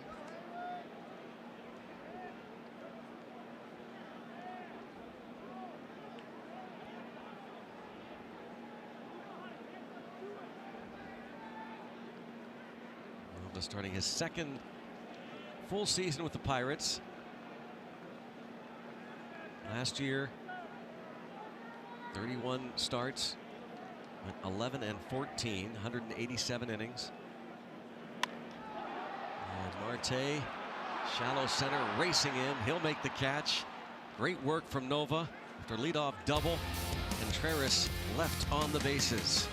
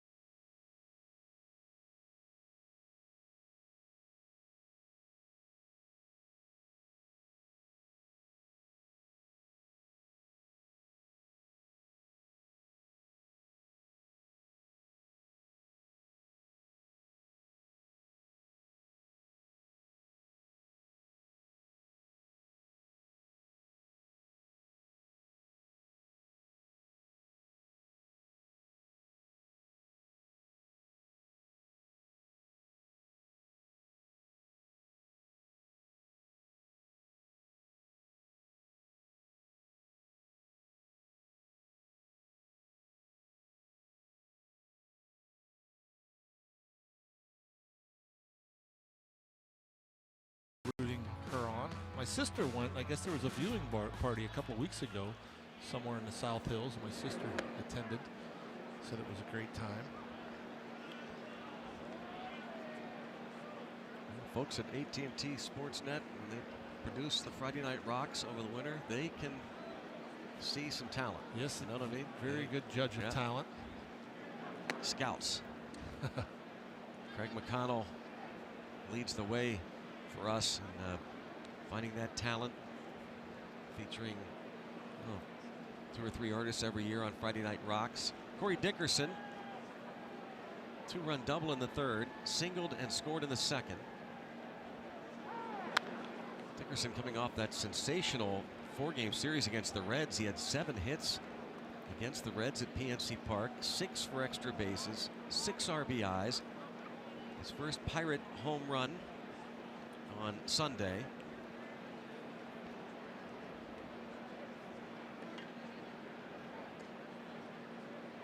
And over 400 batting average in 16 career games against the Cubs.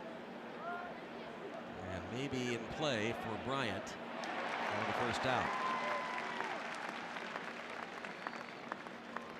We'll bring up Francisco Cervelli, a couple of infield hits.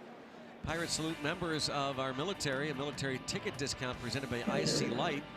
All active duty, reserve, veteran, and retired service members and their families save $10 on tickets to all Pirates home games. For more information, go to pirates.com/military. And again, we remind you that the Pirates are back home for a brief 3-game homestand starting next Monday night. 2 night games and then a Wednesday afternoon matinee game 1 week from tomorrow, concluding that brief 3-game homestand against Nolan Arenado, Charlie Blackmon, and the Colorado Rockies. And it's on the road to Philadelphia for 4, back home 3 against the Tigers, interleague play, and 3 against the Cardinals. See how the Pirates stack up against division rival Cardinals during that particular homestand.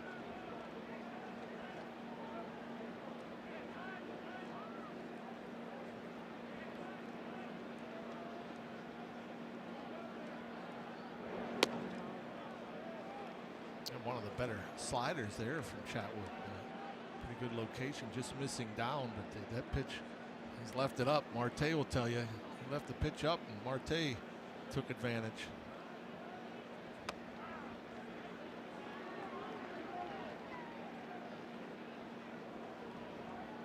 Mike Montgomery is still up.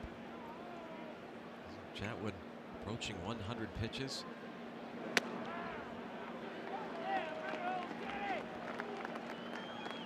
And even pitch 3 and pitch 4, both sliders, both up middle of the plate, or at least inner half, not exactly on the corners. So that pitch has not been a great pitch for him today. Pretty good pitch there. Thought he got the strikeout. Fastball, and that it helped that he missed his spot by as much as he did. Contreras was set up on the outside corner, came across the inside part. Wow. Cervelli.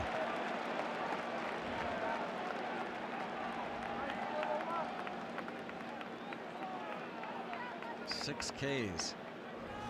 Yeah, this is an at bat he probably doesn't want to watch the video of. No. Didn't mean to.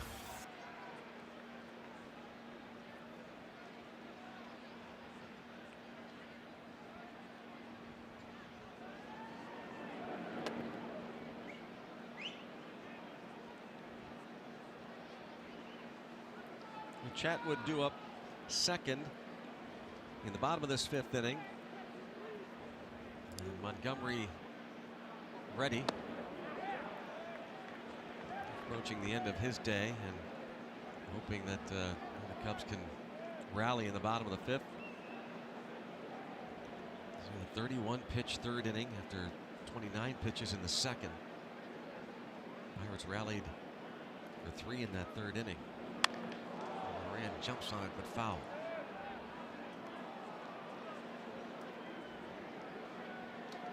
We haven't seen that much of that from Colin Moran. And pretty good at just staying middle of the field the other way. Picks the spots when to turn on it. Not looking. 7 strikeouts for Chatwood. The Pirates are leading him and the Cubs 5-2.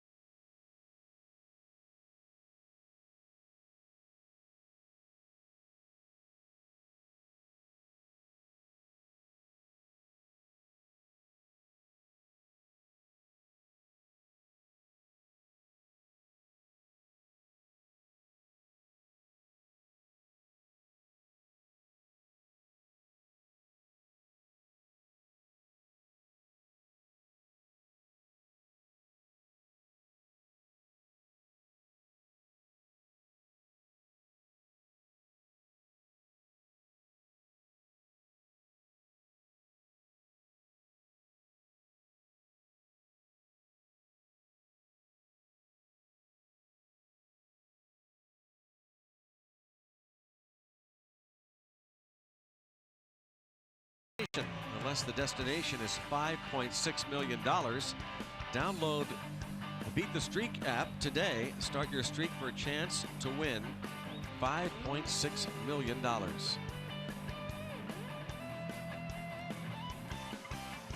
Here for the Cubs home opener, Ivan Nova.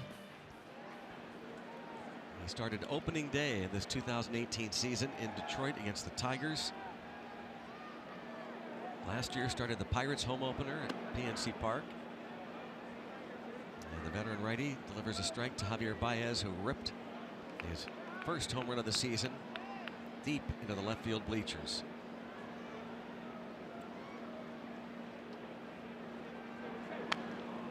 Ouch. Oh. I'm not sure that ball would have hit him. I mean, that ball was chasing him. I talked about it earlier in the game where the two-seam fastball running in on the right-handed batter. I mean, this almost looked like it was going to hit Baez if he didn't make contact. It was coming towards that right thigh, and looks like the foul ball above that shin guard. Oh, the knee. Ouch.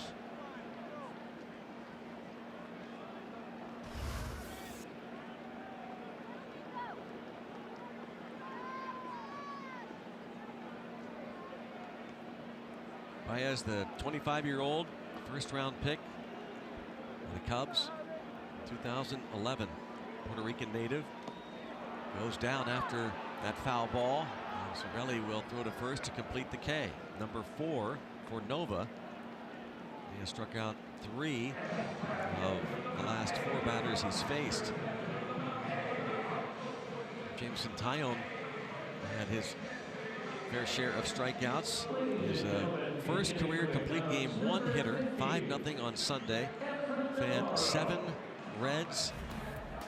And combined with his performance, the home opener against the Twins, where he went 5 1/3, 2 earned runs, didn't walk anybody, struck out 9. He is the player of the week in the National League. First individual 1-hitter for a Pirates pitcher since A.J. Burnett did it here at Wrigley Field a few years ago. You know, and listening to Jameson after that game, it didn't seem to have the great curveball or the changeup. I mean, it was mostly a lot of fastballs, a lot of sinkers.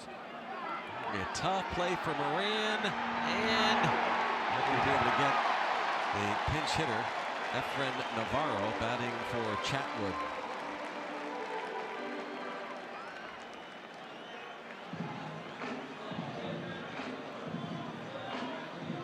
Good effort. Didn't think he had a chance to make this close. Well, anytime a third baseman has to take 6-7 steps to his right,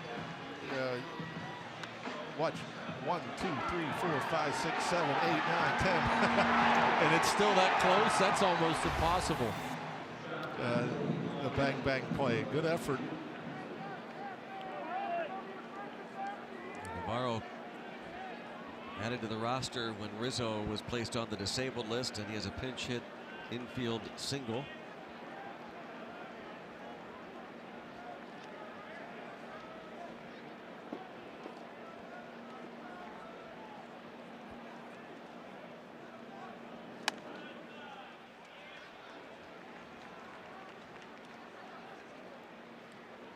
Last time up, the fly ball to center field for Ian Happ, the Pittsburgh native from Mount Lebanon High School. Outstanding rookie year last year.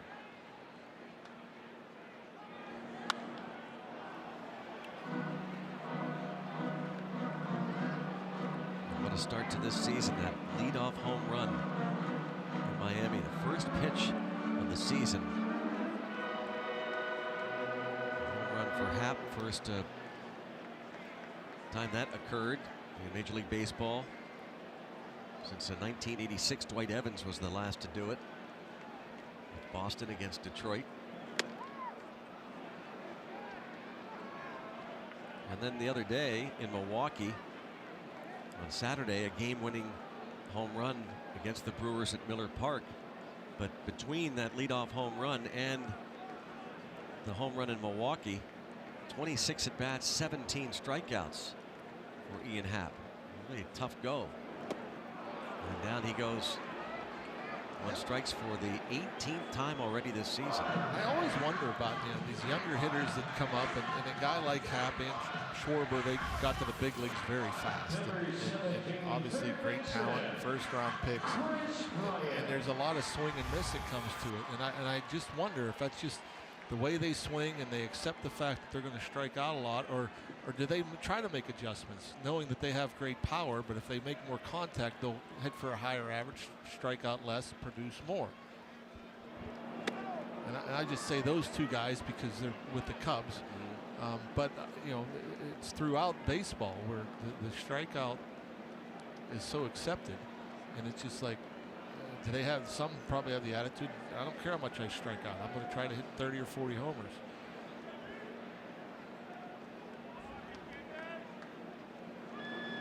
But I'm a believer that if you have natural power and you make more contact, you're going to hit more home runs.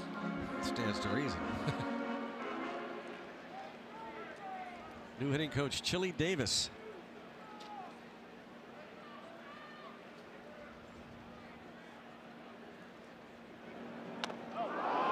Bryant hit by the pitch. It sounded like the elbow pad.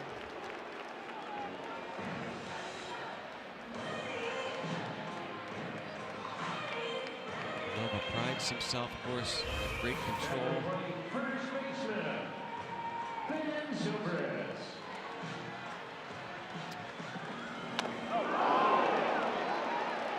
Front elbow is such a magnet. That's why you see almost every hitter nowadays wear one.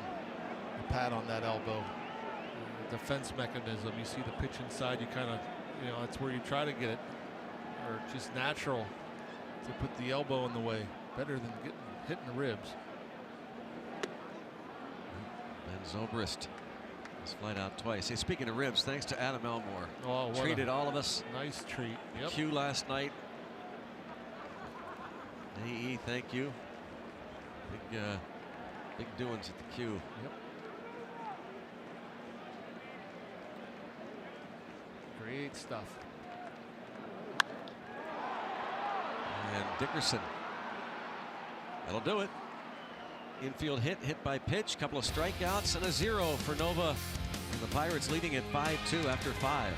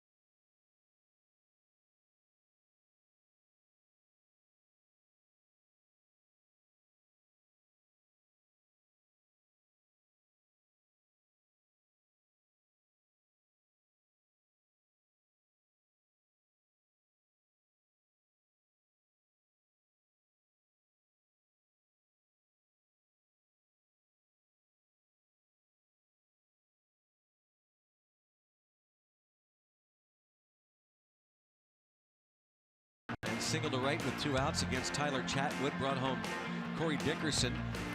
1-1 ball game until the bottom of the second when with 2 outs Javier Baez went deep against Ivan Nova, his first home run of the season. Then in the third, the Pirates sent 9 men to the plate, scored 3 times. Josh Bell's opposite field double would bring home Josh Harrison, who started the rally with a leadoff single. And Corey Dickerson, a hustling 2-run double into center field, brought home Marte and Josh Bell to give the Pirates the lead. 2-out 4th inning home run by Starling Marte, his second of the young campaign. No doubter off Chatwood, and the Pirates leading it 5-2 after 5 innings. That's it for Chatwood, who strikes out 7. UPMC scoreboard, Pirates leading by 3. And lefty Mike Montgomery will face Jordy Mercer. Montgomery just 4 games early on this year. 2.70 ERA, bounced back and forth from the bullpen to the rotation with these Cubs last year. 7 and 8, a 3.38 ERA. Quickly out in front, 0-2 on Mercer.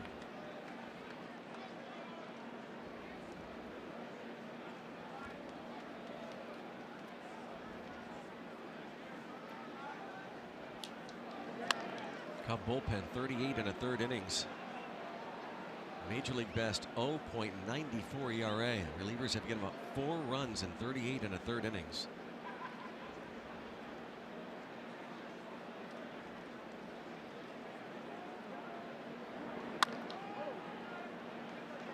Hayward with some room.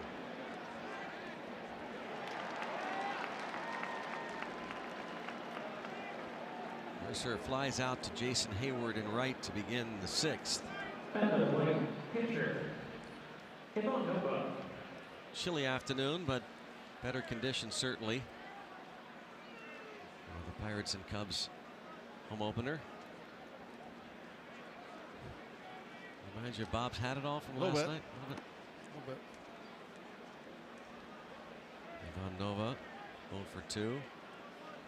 But the Pirates and a handful of other teams have been used to this chilly start to the season. The Cubs, the first 9 games were on the road. Only 1 game was played in cold weather. The other 8 in Miami and indoors in Milwaukee. Average game time temperature for the Pirates 39.6 degrees for their first 9 games. It's going to change. Apparently supposed to get to 60 tomorrow, maybe 70 on Thursday, and then South Florida. And again, the Pirates back home for 3 starting next Monday night at PNC Park against the Rockies as Nova lifts it to Hayward for the 2nd out. Got to think wind blowing out. When you see that temperature change, when it warms up here, usually the wind comes out of the south. Twitter question: does the ball travel better in warm weather conditions or cold? No doubt warm, in my opinion. Seems like it.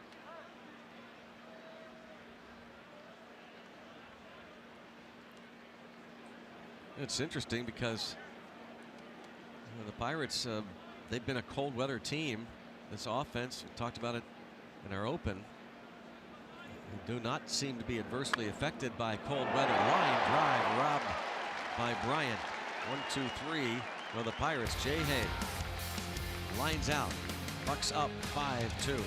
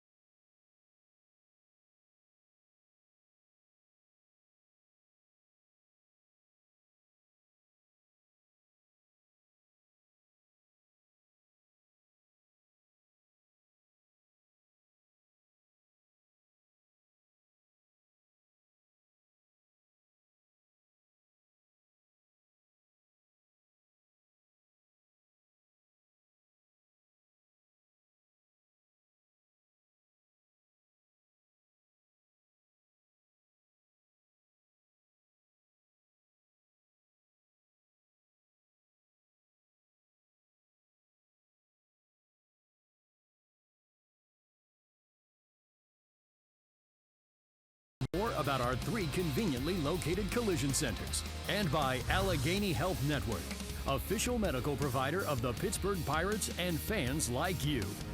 Let's go Bucks! 5-2 ball game. The Pirates leading the Chicago Cubs head to the bottom of the 6th inning here at Wrigley Field, the home opener for the Cubs. And Ivan Nova, who in his first start in Detroit opening this season went 5 innings, gave up 2 runs, and then in Pittsburgh at PNC Park 5 1/3, hopes to go at least 6. Big topic of discussion over the weekend, in particular with Pirates general manager Neil Huntington on his radio show, that mentality about trying to get more than just 5 from the starters, at least 6 you'd like to get, even with an 8-man bullpen. Wilson Contreras has reached on an infield single and doubled.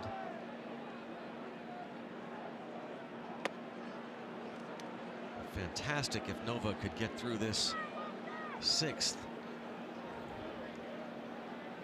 Yeah, with I guess analytics and folks thinking that they want pitchers to go shorter. Yep. Don't want to see pitchers seeing a lineup a 3rd time. I still believe that, you can't. I don't know. I just think you're running through arms. I mean, you'd have to be pretty deep, I think, in the bullpen to only expect your starter to go 5 innings. Your bullpen, when your bullpen's throwing as many innings as your starters, you're going to need a lot of relievers. Full count now on Wilson Contreras.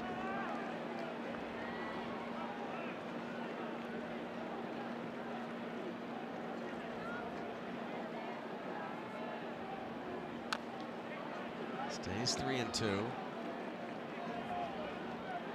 Nova gave up 3 first-inning hits and the run, but got a big break. And Corey Dickerson threw quickly to Colin Moran, and the runner sliding in, Contreras, was initially ruled safe, but the Pirates challenged.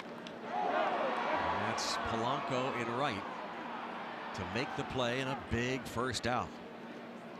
Indeed. Bring up Kyle Schwarber. So the Pirates' 5-man rotation was going to include Joe Musgrove at the start of the season, but he began the year on the disabled list yesterday. He started throwing. He's still a ways away. Sometime next month, you'd say.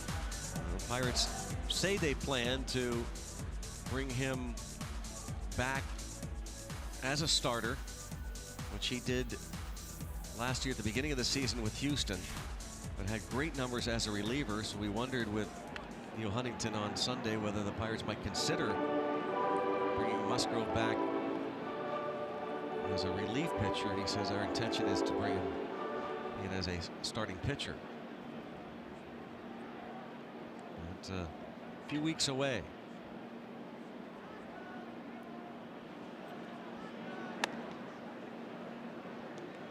Meanwhile, Schwarber at that infield, that base hit, produced the first run, and then Contreras eventually ruled out at 3rd.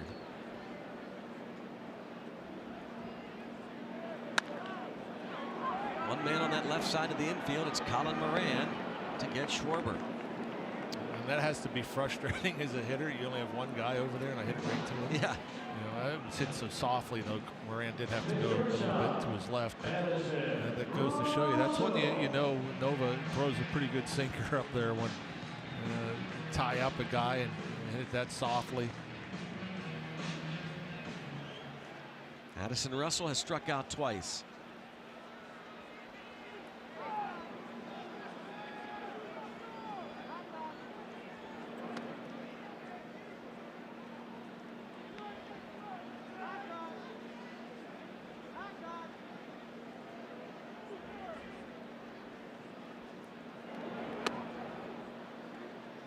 Even there, that's a fastball in her half. Up, catches a lot of plate.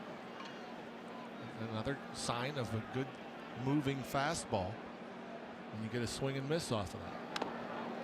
Just enough for that movement. Oh, that got Cervelli.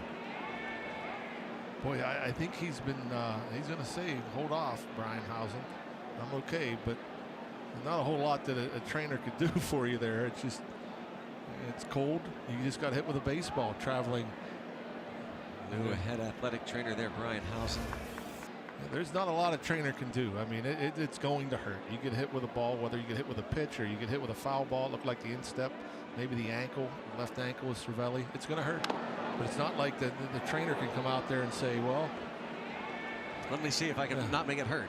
I know in the old days they brought the spray out. Ethyl chloride. Yeah. Trainer having that back pocket.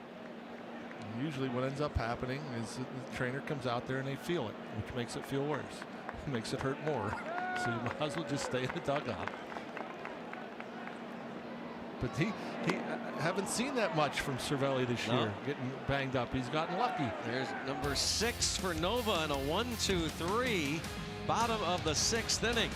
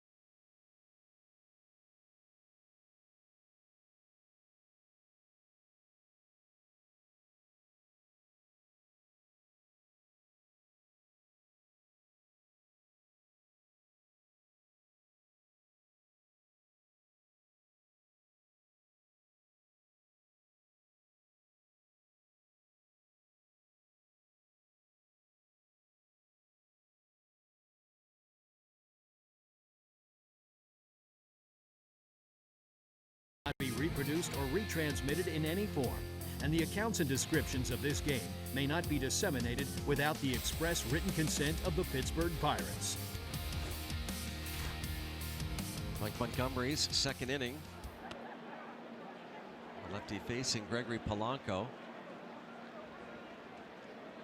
A fly to center, struck out and grounded out against Tyler Chatwood. Chatwood going 5, giving up 5. A walk and 7 strikeouts.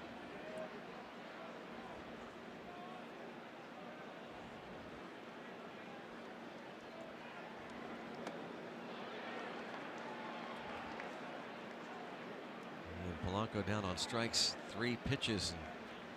And one of his worst at-bats of the early going of the season. Before the game, ceremonial first pitch. Boy, did she capture the nation. Sister Jean, 98-year-old team chaplain for the Loyola Ramblers that went to the Final Four. Cinderella team.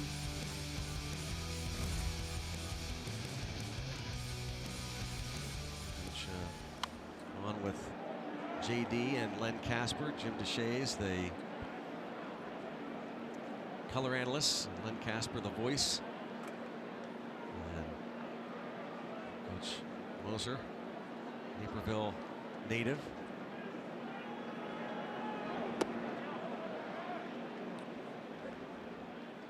That was an impressive run, huh? It was, wasn't it? Pretty good stuff. Yep. Final 4. I think their seating was a little low. They were good. They were legitimately good. Guess they're just north of here. Loyola of Chicago. That's what I was told.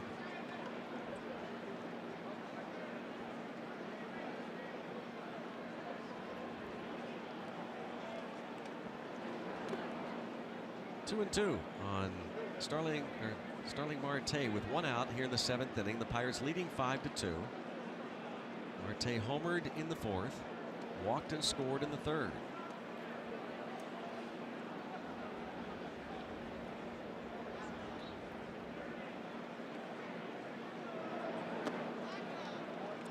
Again, Marte, this is what we've seen from him. Another long at bat, seeing pitches, not even flinching. The breaking ball, it started in the zone, broke out of the zone. Josh Bell hoping to have a runner on. Nice little play there by Bryant to get Marte. He almost put himself in a bad position. That was a tough little hop, Chris Bryant. Next to the plate, first baseman, Made it look Josh easy. Bell.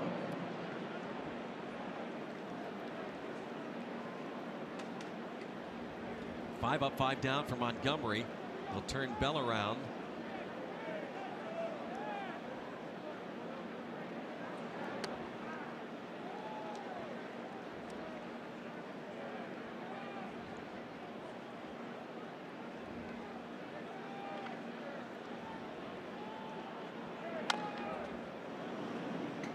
It's going to be so tough, I think. A guy like Josh Bell. Obviously, he's been in the lineup every day and seeing pitches, but mostly as a left-handed batter. 2 for 5 as a righty. And almost a couple of weeks into the season. That's not a lot of reps. Can't imagine being that comfortable.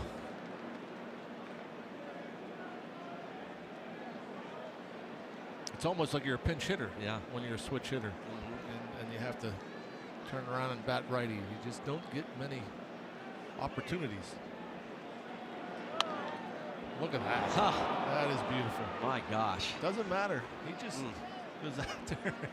Wow. And he can adjust. I mean, it's athleticism. It's just, you know, recognizing a pitch and putting bat to the ball. And he does this so often, more so from the left side naturally. He gets all the at-bats, but we don't see it as much from the right side. And it's just protection mode. Big man with 2 strikes, big smile. And he hit that big hole. Boy, is he fun to watch. The Pirates have this team is fun to watch. Yeah, it's easy to say when you're 7-2, but just look up and down the lineup. Look at these guys. This is a fun team to watch. Yeah. Look at this. Corey Dickerson with his 3rd hit. Bell heads to 3rd. He's there. And I guarantee you that was the game plan of Corey Dickerson. I'm looking for a pitch to drive through that right side. And fortunately for left-handed batters, with a runner on first being held by the first baseman, you don't have to hit it all that hard. He kind of tops it a little bit, but there's a giant hole. Look at the size of that hole over there. And so just another base hit for Corey Dickerson. Josh Bell knows that that ball's not hit hard enough for them to throw me out. So even with 2 outs, I can get the 3rd. Well, now Francisco Cervelli with 2-out action. Back-to-back singles, Bell and Dickerson. Corey Dickerson's 3rd hit. Corey Dickerson, quite a little run he's on. Last handful of games.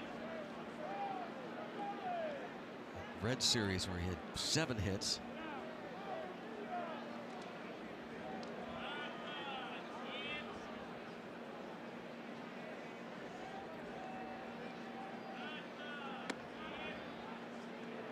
You got to think the way, you know, with a guy like him, he's been around a while. He's had success. He's been on an all-star team.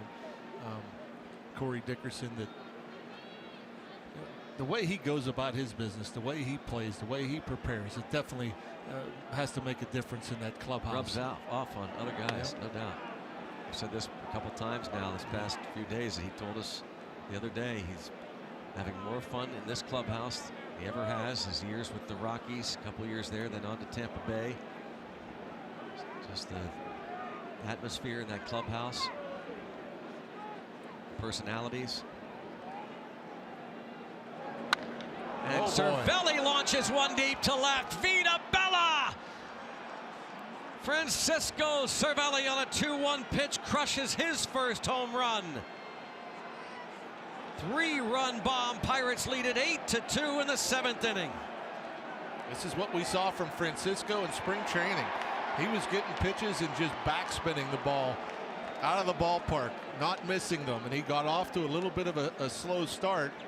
But we talk again about the length of the lineup. Cervelli probably the only one in there that really hasn't been that productive, but productive today. A couple of infield hits and then a big blow. That pitch out of third, yeah. That's what we're talking about. He's figuring, hey, where was that home run swing that I left in Florida? Francisco Cervelli, a no-doubter. There it is. and again, a guy that doesn't hit for a lot of power, but has power. I mean, he can hit the ball out the right, left. That one, the left center. And just the instant it left his bat, he knew it was going to land in the bleachers.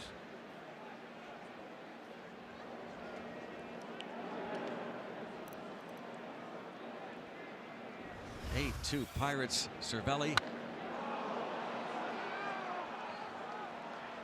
over the wall in left center. Musgrove, Stephen Brault loving it. Josh Harrison. How neat is that, by the way? Your high school teammates on your big league team. Yeah. Seeing Crazy. those two. It's Crazy. Obviously, I think it's more common. I guess it could happen if you're from California. It seems like there's a million big leaguers from California. But that's cool stuff. By the way, the last home run for Francisco Cervelli was July 18th. It's been a long time coming as Moran draws the walk. He's on base for a second time. And this bullpen had been lights out for Joe Madden, but Montgomery, after retiring the first 5, gives up back-to-back 2-out singles, and then Cervelli hammers that home run. Jim Hickey, the new pitching coach for these Cubs, and Jordy Mercer had a clutch 2-out single in the second. Hard hit, and Russell gets the out at second base. Francisco Cervelli, home run number 1 of the season, second of the game for the Pirates. The offense keeping it going. Nova pitching well. 8-2 Bucks.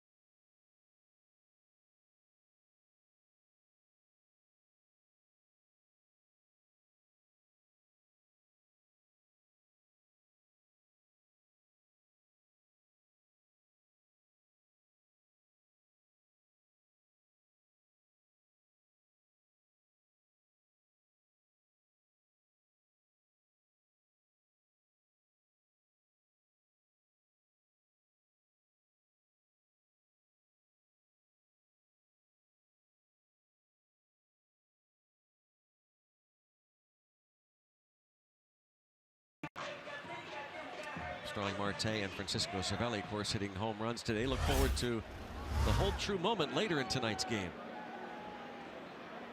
Or today's. Jason Hayward is grounded out and flied out.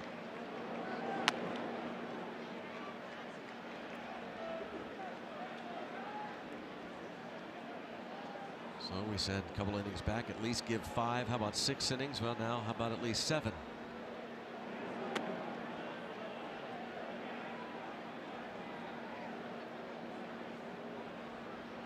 Yeah, nice to pitch too with that nice lead.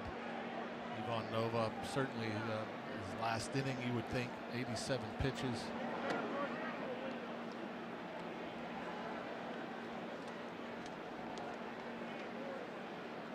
After he walked 3 Tigers in his first start, the first game of the year, which is a rarity for him.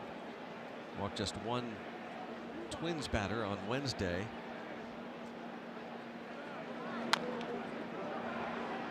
Emerson going to hustle. Look at that ball. In So and out of quick. that glove in a hurry. So quick. It's something he's always done, but boy, he gets it from glove to hand to the first baseman in a hurry. A lot of guys will get out with both hands. He catches it with one hand and just flip it to the bare hand that quickly in one step. Glove, hand, and as accurate as anybody throwing the ball on the run. We talked about that over the weekend. He is a very unheralded, an unsung hero. Just out there every day, grinder. Pitchers really appreciate a guy like that you can count on.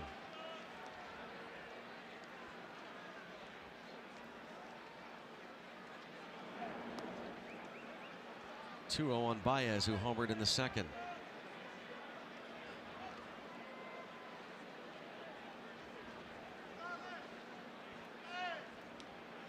Yeah, really one of 2 hard hit balls against Ivan Nova today. Look at another hard hit ball and another home run. 2-homer game for Baez.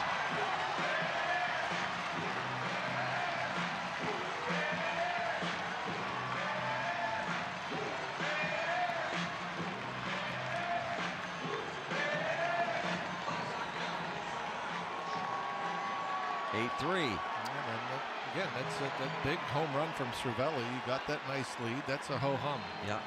That pad the stats of Baez and get the fans excited here on opening day. But Ladies and gentlemen, pitching for the Cubs, number 2. frustrated. Pitch up in her third. But Rather do that than walk him. exactly. Tommy La Stella pinch hitting.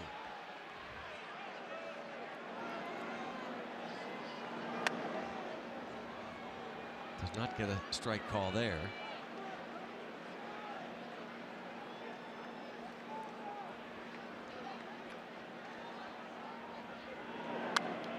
That start against the Twins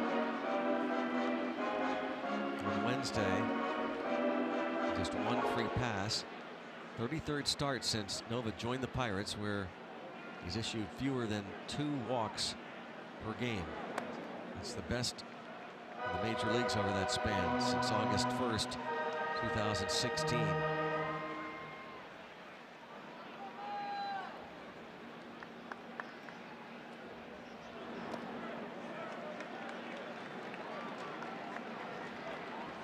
Three and 1 on Nova. On La Stella from Nova. Here's Santana. Starts to crank it up.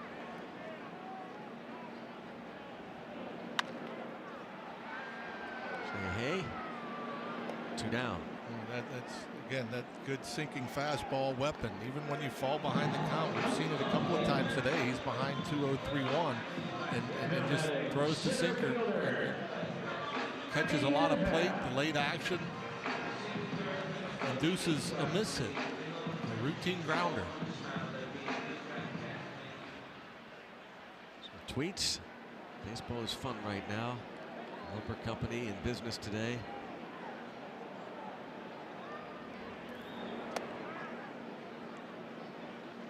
Nova knows he is Heading toward the end of his day. Ian Happ 0 for 3. If you have a comment, thoughts, questions, pass it along. #BucksBooth. Indeed, a fun team to watch here. Trying to go 8-2 for the first time since 1992.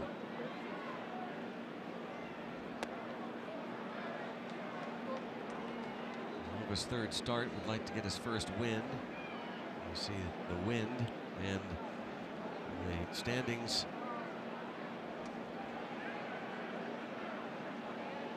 The National League with the Pirates leading the Central.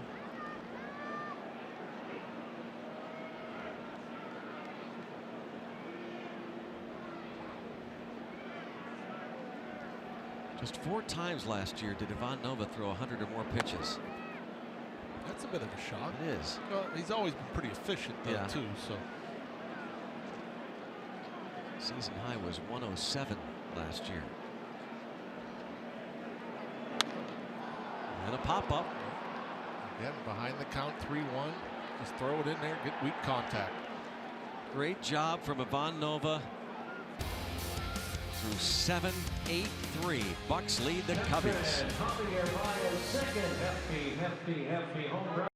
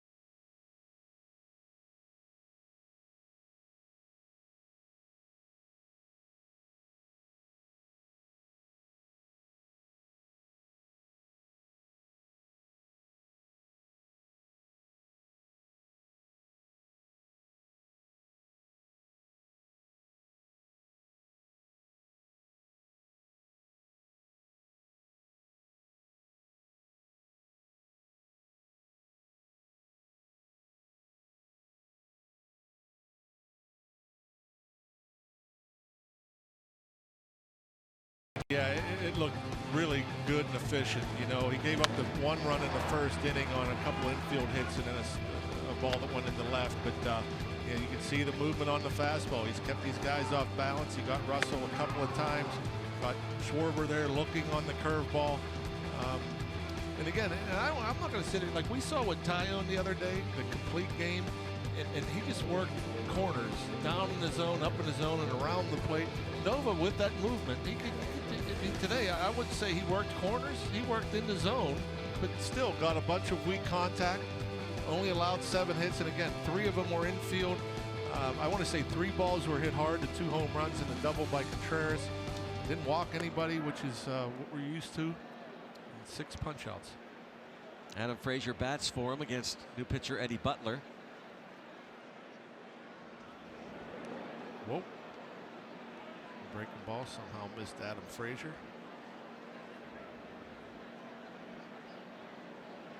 Butler, another reliever, off to a good start here in Chicago. 8 innings. Just a 1 run allowed. Russell. It's Frazier. Brings up Josh Harrison. Saturday, Pirates Charity is hosting the Pittsburgh Pirates Home Run 5K 10K, presented by Highmark Blue Cross Blue Shield and Allegheny Health Network. All participants receive a Performance Tech shirt, free Pirates ticket voucher, and a commemorative medal upon finishing on the field at PNC Park. Registration still open. Go to pirates.com/homerun. It's this Saturday. Again, a couple things to keep in mind. Tomorrow night, game 2 of this series with the Cubs. The Pirates continuing this 6-game, 2-city road trip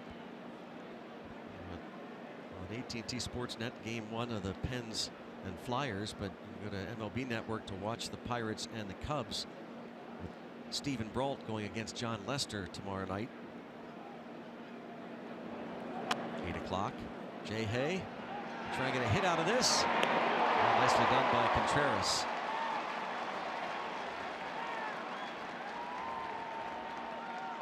Second out. And we'll bring up Gregory Polanco. I thought maybe a swinging bunt from Jay Hay, but Contreras, boy, he was out of that crouch fast. Get up, get it on a hop. Perfect throw. And he was on one knee to get up and get out of there. Yeah, that's one thing that amazes me about catchers is quickness, how quick they are.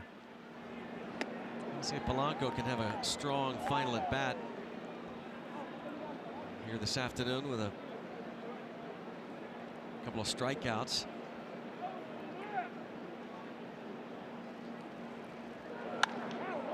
Drives it to center field. Happ back and at the track. The Pirates go down in order. A good swing there from Polanco as he lines out to center. 6 more outs to get. Edgar Santana coming on.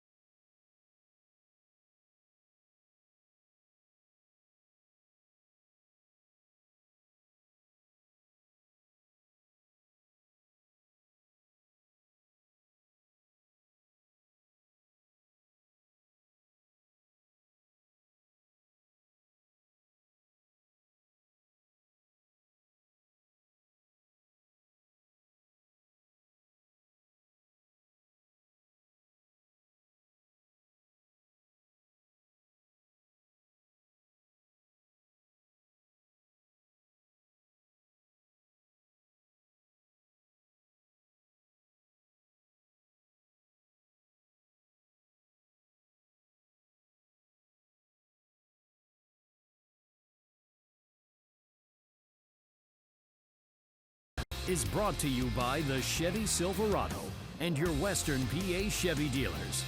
And by Levin's, the official furniture and mattress supplier to the Pittsburgh Pirates. For the best quality, service, and value, shop Levin's. Let's go Bucks! Wrigley Field. 8-3 Pirates lead. Home opener for the Cubs.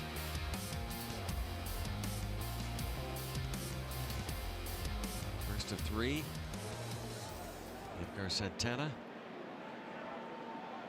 Just 5 games, 3 in the 3rd innings, a couple of strikeouts. Nobody has yet to walk anybody.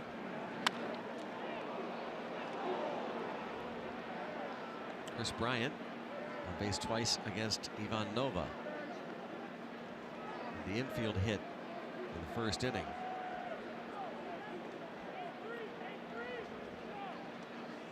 Two, 3, 4 men in the order for the Cubs.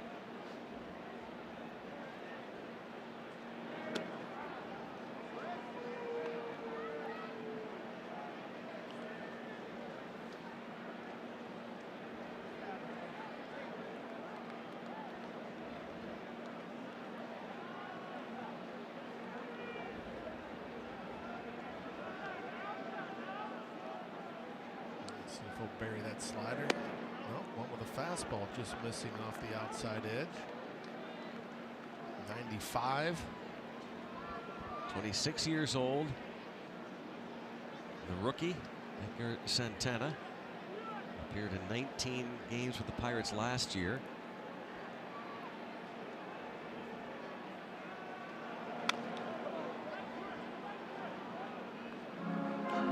Guessing we already did this day in Pirate history, right? Doesn't mean you can't do another one.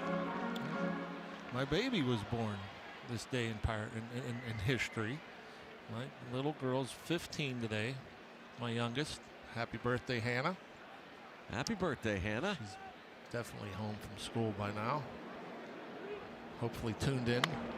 Definitely to watch Dad.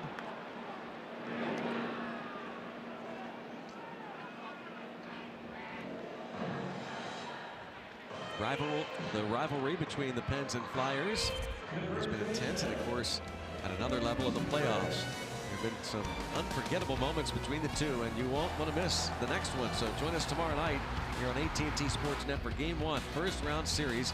Coverage begins with a special 1-hour pregame starting at 6.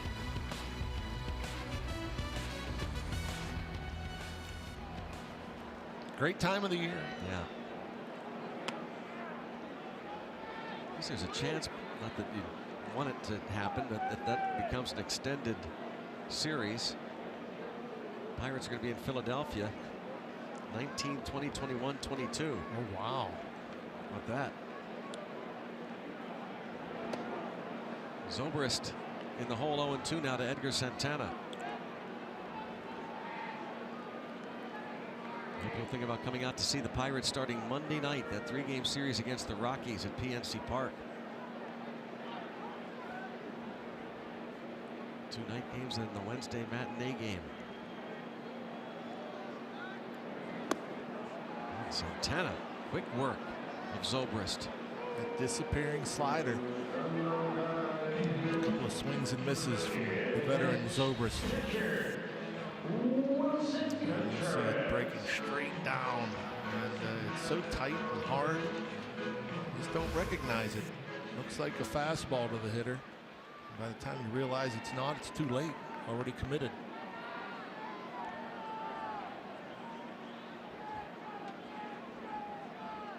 Story about working with Euclides Rojas in the bullpen, and the changeup as well could be a weapon. Oh, that's good location. That's good perfecta. pitch.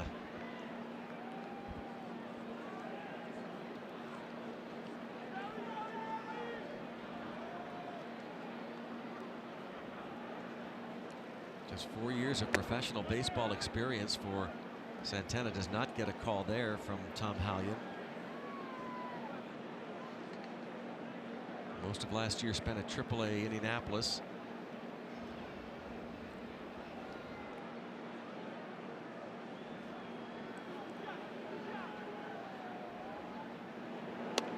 And how big does that play loom?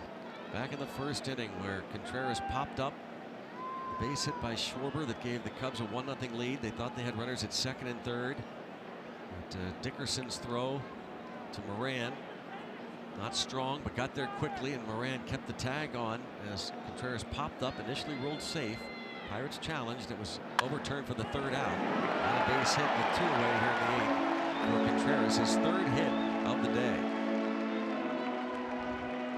Talk about the fundamentals of baseball. I mean, on their part, you don't want to make the third out at third base. On the Pirates' part, Dickerson taking nothing for granted, coming in hard, charging the ball, getting off an accurate throw, gets rid of it quickly, and the slide. Ever since replay, we've noticed sliding in baseball isn't great, as we see this all the time. Feet coming off the bag all the time, it seems like. And but Dickerson, hey, come get the ball and get rid of it. Throw right on the money. Schwarber checks a pitch that looked like it might have been a strike initially. It was Schwarber who singled to left field to bring home Bryant. Give the Cubs a 1-0 lead.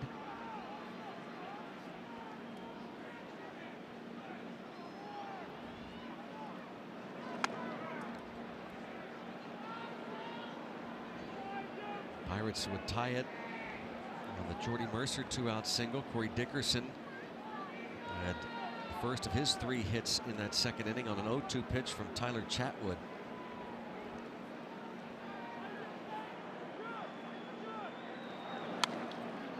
Cubs came right back in the bottom of the second. A 2-out homer by Javier Baez.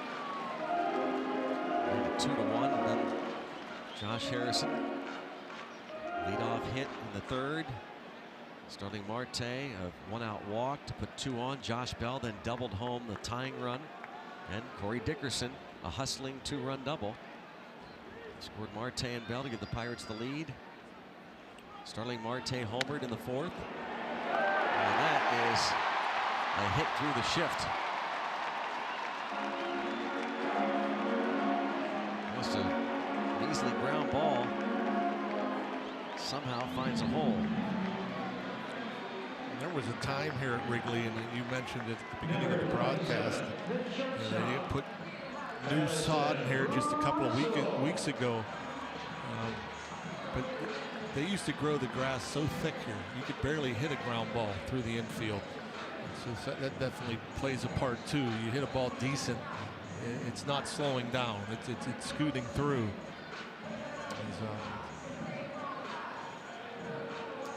Almost every ballpark now just cuts the grass so short, which obviously favors the hitter. But it used to be a good 4 inches thick here, and you could barely ever get it through.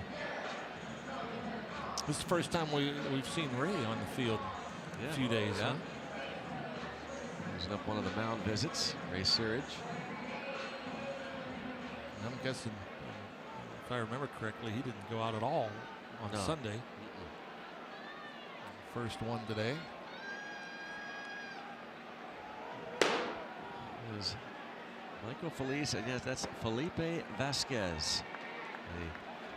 The name changed. Felipe Rivero. Scott Bonnet. There's the new nameplate on the back.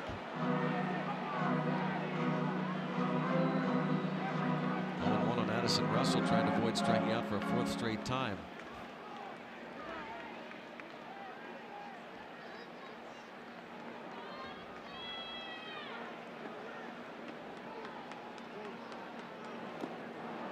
He's not picking up the ball. He's not seeing spin coming out of the pitcher's hand. What's that like right now, Rock? That's horrible. You're just in a horrible place, and you don't want to show it. You're just in swing mode, and you just, timing is off. You're just kind of hoping that something happens, right? Yeah, you're just up there, and you don't trust yourself enough to see the ball longer, and you just can't lay off anything. And you just try to tell yourself to stay short, stay back, see the ball longer. And for whatever reason, your body doesn't allow it.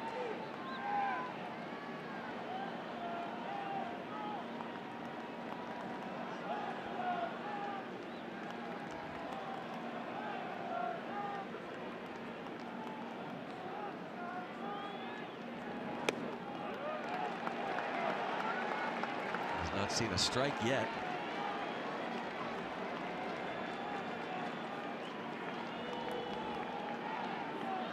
And again, a lot of it becomes mental.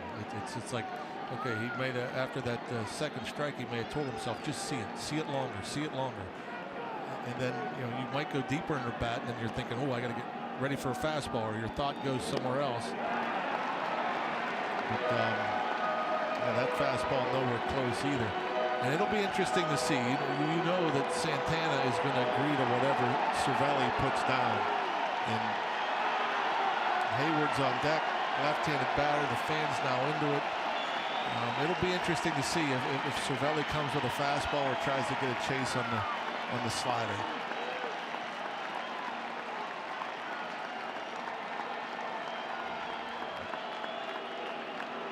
Russell helped by going out of the zone those first 2 swings and then taking the 3 out of the zone. So Santana's not throwing a strike to him yet.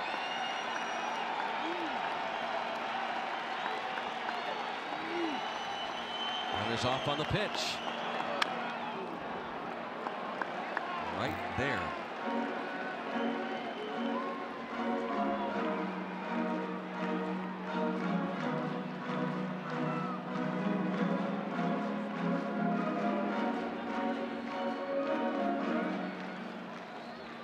see. We'll come back with another one. Oh, he go to the slider.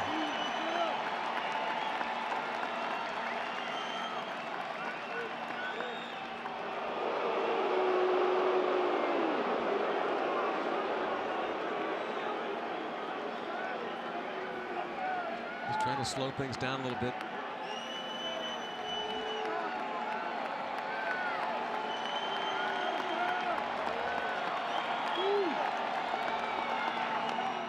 That was the slider there. Man. You know, it's interesting because I mean, I'm not aware of what the signs are from Cervelli, but the sequence of signs might change with the taps before he puts down the fingers. But it looked like the same sequence as the prior pitch, which was a fastball, as that pitch, which was a slider. Which obviously, if you're giving signs and you see that, you quit giving signs. Because it looked to be about the same thing as far as fingers being put down, but two different pitches.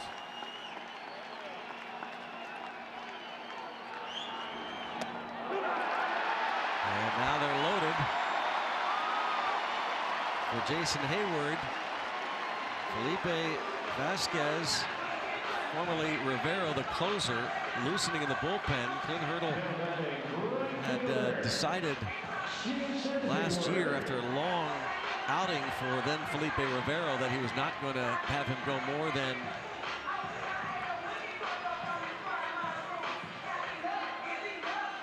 the 1 inning he pitched last year, again as Rivero last year, now as Vasquez. And he is going to go to the bullpen now. And you would think if he has Rivero or Vasquez up, he would call in Vasquez in this situation. And it is Felipe Vasquez.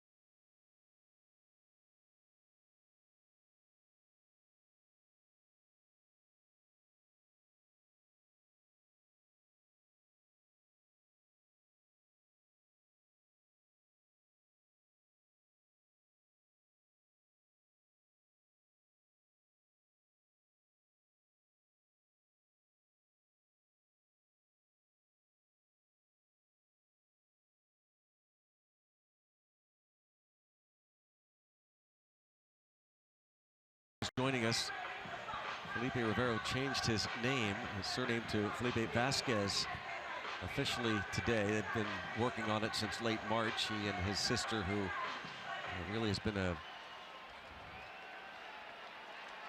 driving force for Vasquez in terms of his contract negotiations, and extremely close to his sister. And upon her suggestion,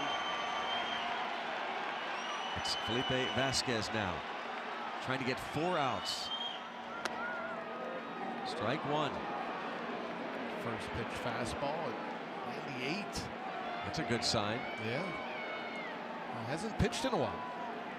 It's been since Thursday, so fresh. I'm sure anxious to get back on the mound. There's a couple of them right there. Nasty. It looks explosive. It looks like it's You know, just jumping. This guy looks like Felipe Rivero. A lot like him.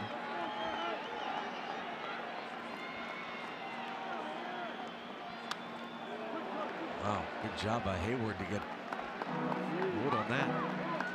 The last time Felipe, again then Rivero last year, pitched more than an inning, got more than a 3-out save, was July 17th.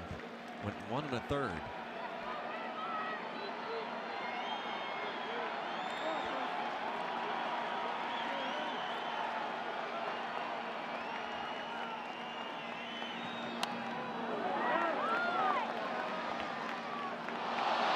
Up there to Hayward.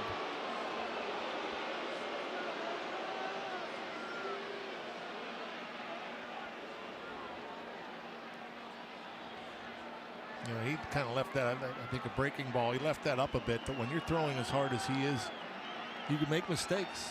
You're afforded more mistakes. You get away with more mistakes.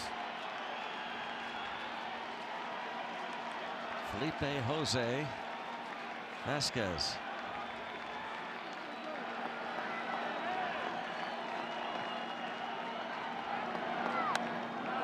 Wow. Well, look where that pitch was. That pitch was way off the plate in. And somehow Hayward able to waste it. 99. Wow. You'd think one of those good breaking balls would get Hayward. Yeah, get it down, bury it, get it off the plate away. Bounced up the middle, a base hit. This will score 2. What an at-bat from Hayward. And it's an 8-5 game. The ball dribbles away, and Hayward takes advantage.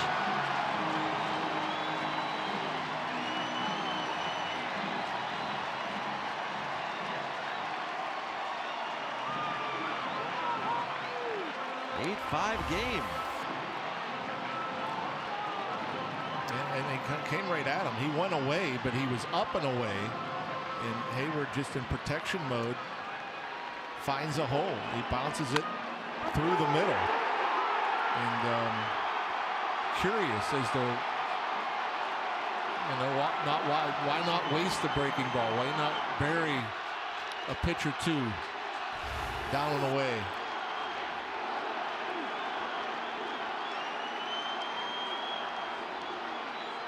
Now Baez, who has 2 home runs and wanted his 3rd one right there. And I'm actually surprised that Vasquez came at him with a fastball there. Knowing Baez is a very aggressive hitter, comes out of his shoes. He's looking for another long ball. He knows he represents the tying run. 2-run single for Hayward. He went to second on what was ruled an error on Marte. You saw the replay. It bounced past Josh Harrison. There's the changeup. I actually expected that to be the first pitch, but way out in front was Baez.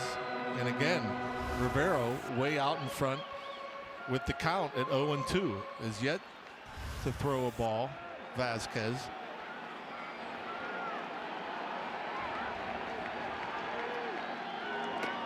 And he got him. Heck of an at bat from Jason Hayward. The 2-run single, but then the strikeout of Baez. It's 8-5 Pirates.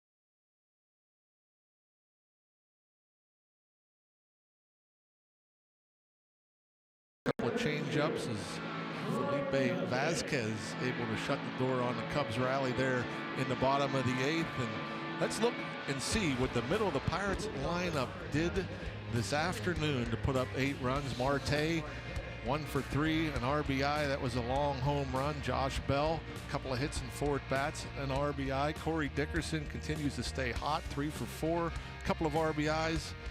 And Francisco Cervelli, first homer of 2018, a no-doubter, 3 RBIs.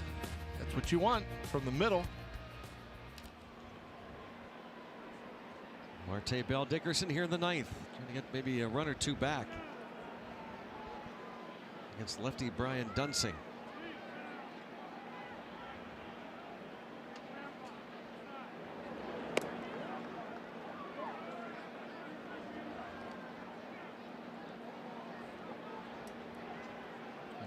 Dunsing has yet to allow a run this young season.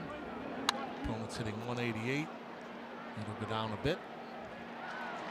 After that, Adam ball from Marte.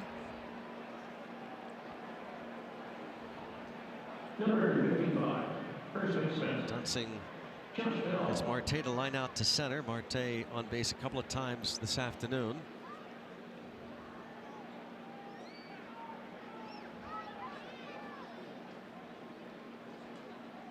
Spell that almost excuse me single to right in the 7th off lefty Mike Montgomery.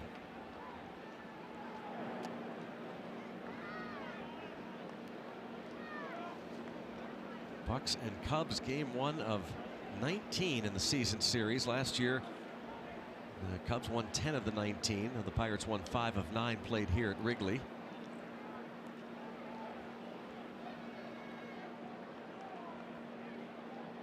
Tomorrow night, Stephen Brault for the Bucks against John Lester. Trevor Williams against Kyle Hendricks on Thursday. And it's on to Miami for 3 before the Pirates return to PNC Park next Monday night against the Rockies for a 3-game series. Here's Stephen Brault. Goes against Lester tomorrow night. See if a couple of the role guys, a couple of the bench guys get a start tomorrow against the left-hander Lester. Sean Rodriguez, David Freese, perhaps. Even Adam Frazier. Yeah, he hits lefties. Yeah.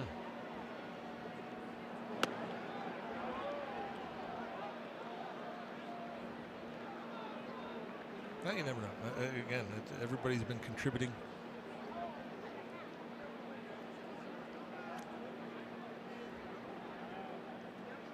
But you want to try to find ways to get those bench guys in the starting lineup. That's going to be one of the toughest things of all for a manager, to not want to ride a lineup just until there's nothing left. I mean, get the offense clicking. You like it 1 through 8. It's got to be tough not to just want to keep running them all out there. Yeah. But no, you do need to get your bench guys, like Sean Rodriguez, who saw Frazier a moment ago, and Freese. Their share of at-bats. Bell thought that might have been out of the zone. It's called 3rd strike. Let's see, right there on that outside corner. Good pitch. Bucks wrap up this 3-game series against the Cubs on Thursday afternoon, and that will be back on AT&T Sportsnet. We'll have it for you. Trevor Williams against Kyle Hendricks. Coverage starts at 12:30 with Pirates pregame presented by WB Mason. Remember, the Pens and Flyers here on AT&T Sportsnet tomorrow night, while the Pirates and Cubs can be seen on the MLB Network. And have it for you on the radio side, of course, as always. Corey Dickerson, 3 more hits today.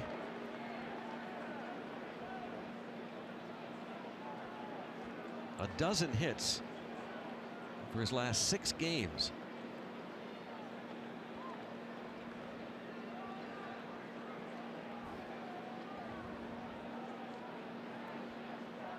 Matchups in this series are interesting too. Kind of similar. Chatwood, Nova, And then you got the two lefties tomorrow, and then the two crafty guys on I was Thursday. thinking the same thing. It's true. Similar styles. Yeah. Both lefties, Lester and Brault, neither really hard throwers. Lester used to throw harder, not as hard anymore.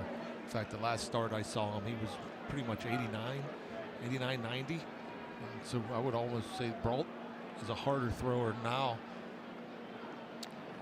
And both throw a lot of fastballs.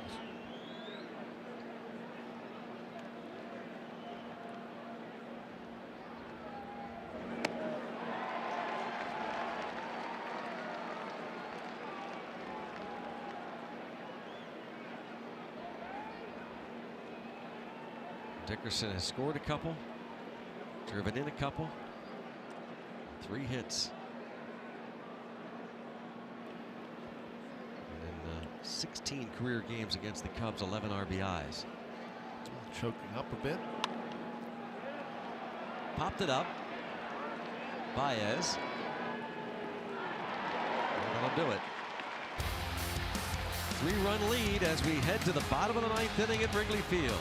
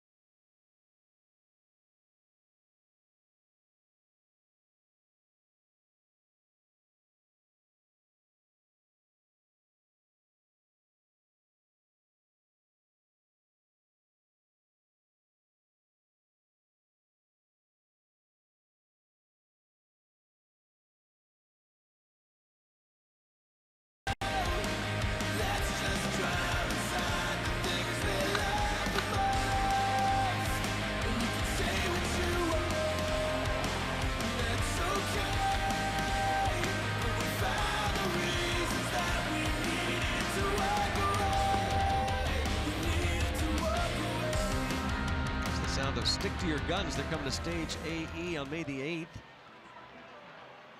Pirates sticking to the plan of continuing to grind out these ball games early on in cold weather. Game number 10 for the Pirates, who try and go 8-2 for the first time since that 1992 team was on its way to winning its 3rd consecutive National League Eastern Division title. And Felipe Vasquez, no longer Rivero, getting the last out in the 8th after giving up a 2-run single to Jason Hayward. Faces Albert Almora. A line toward left, and Dickerson over, and there is 1 out here in the bottom of the 9th. You know what I like about Dickerson too? You sit here and you're watching the action live, and when you look up, he's in full sprint. I mean, and that's when you know you have a pretty good outfielder out there that he's ready. Doesn't take a pitch off. The ball's in play. He's moving.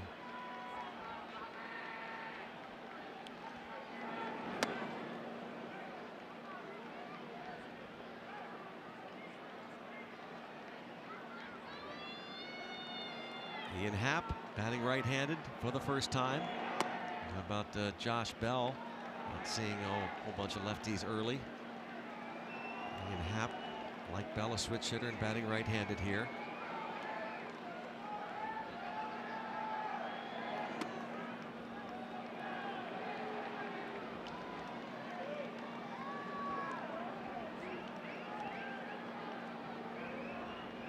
1-2. Velocity is certainly there. This is that 2-2.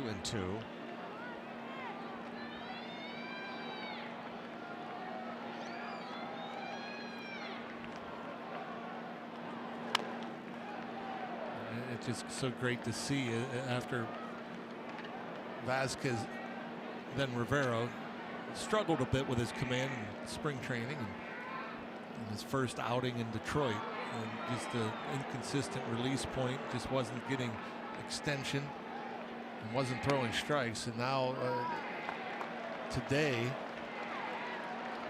especially that last inning, maybe throwing too many strikes. He gave up the single that led to a couple of runs, but you could tell that whatever was bugging him then is in the past.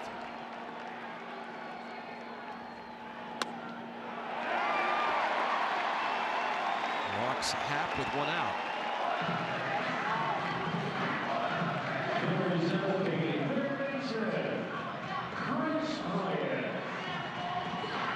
Now Vasquez will face Chris Bryant.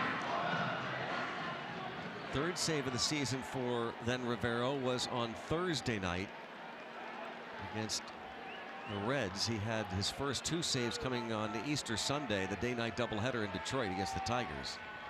Both ends of the twin bill.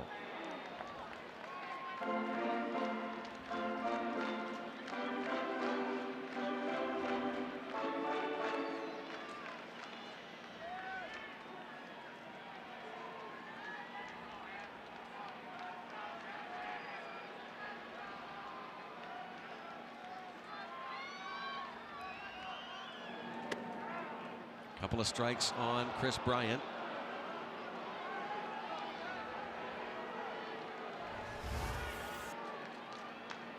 A little backdoor breaking ball. Right where Cervelli set up.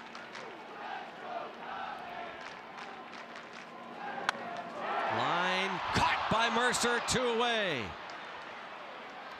Well, that's something else. Bryant. That fastball up in the zone, and man, he just flicked it out there. But fortunately, Jordy Mercer positioned perfectly. Bryant hit it right on the button. Little hook. I mean, that's not easy to do. Hit a ball that hard, that velocity. 1 more out to get. Ben Zobrist now.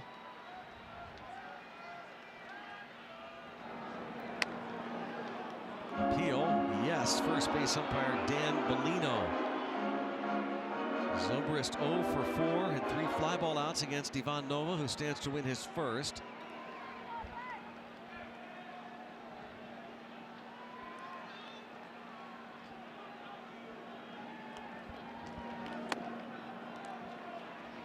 One ball and 1 strike on Zobrist. Felipe, now Vasquez for the Pirates. Trying for save number 4. And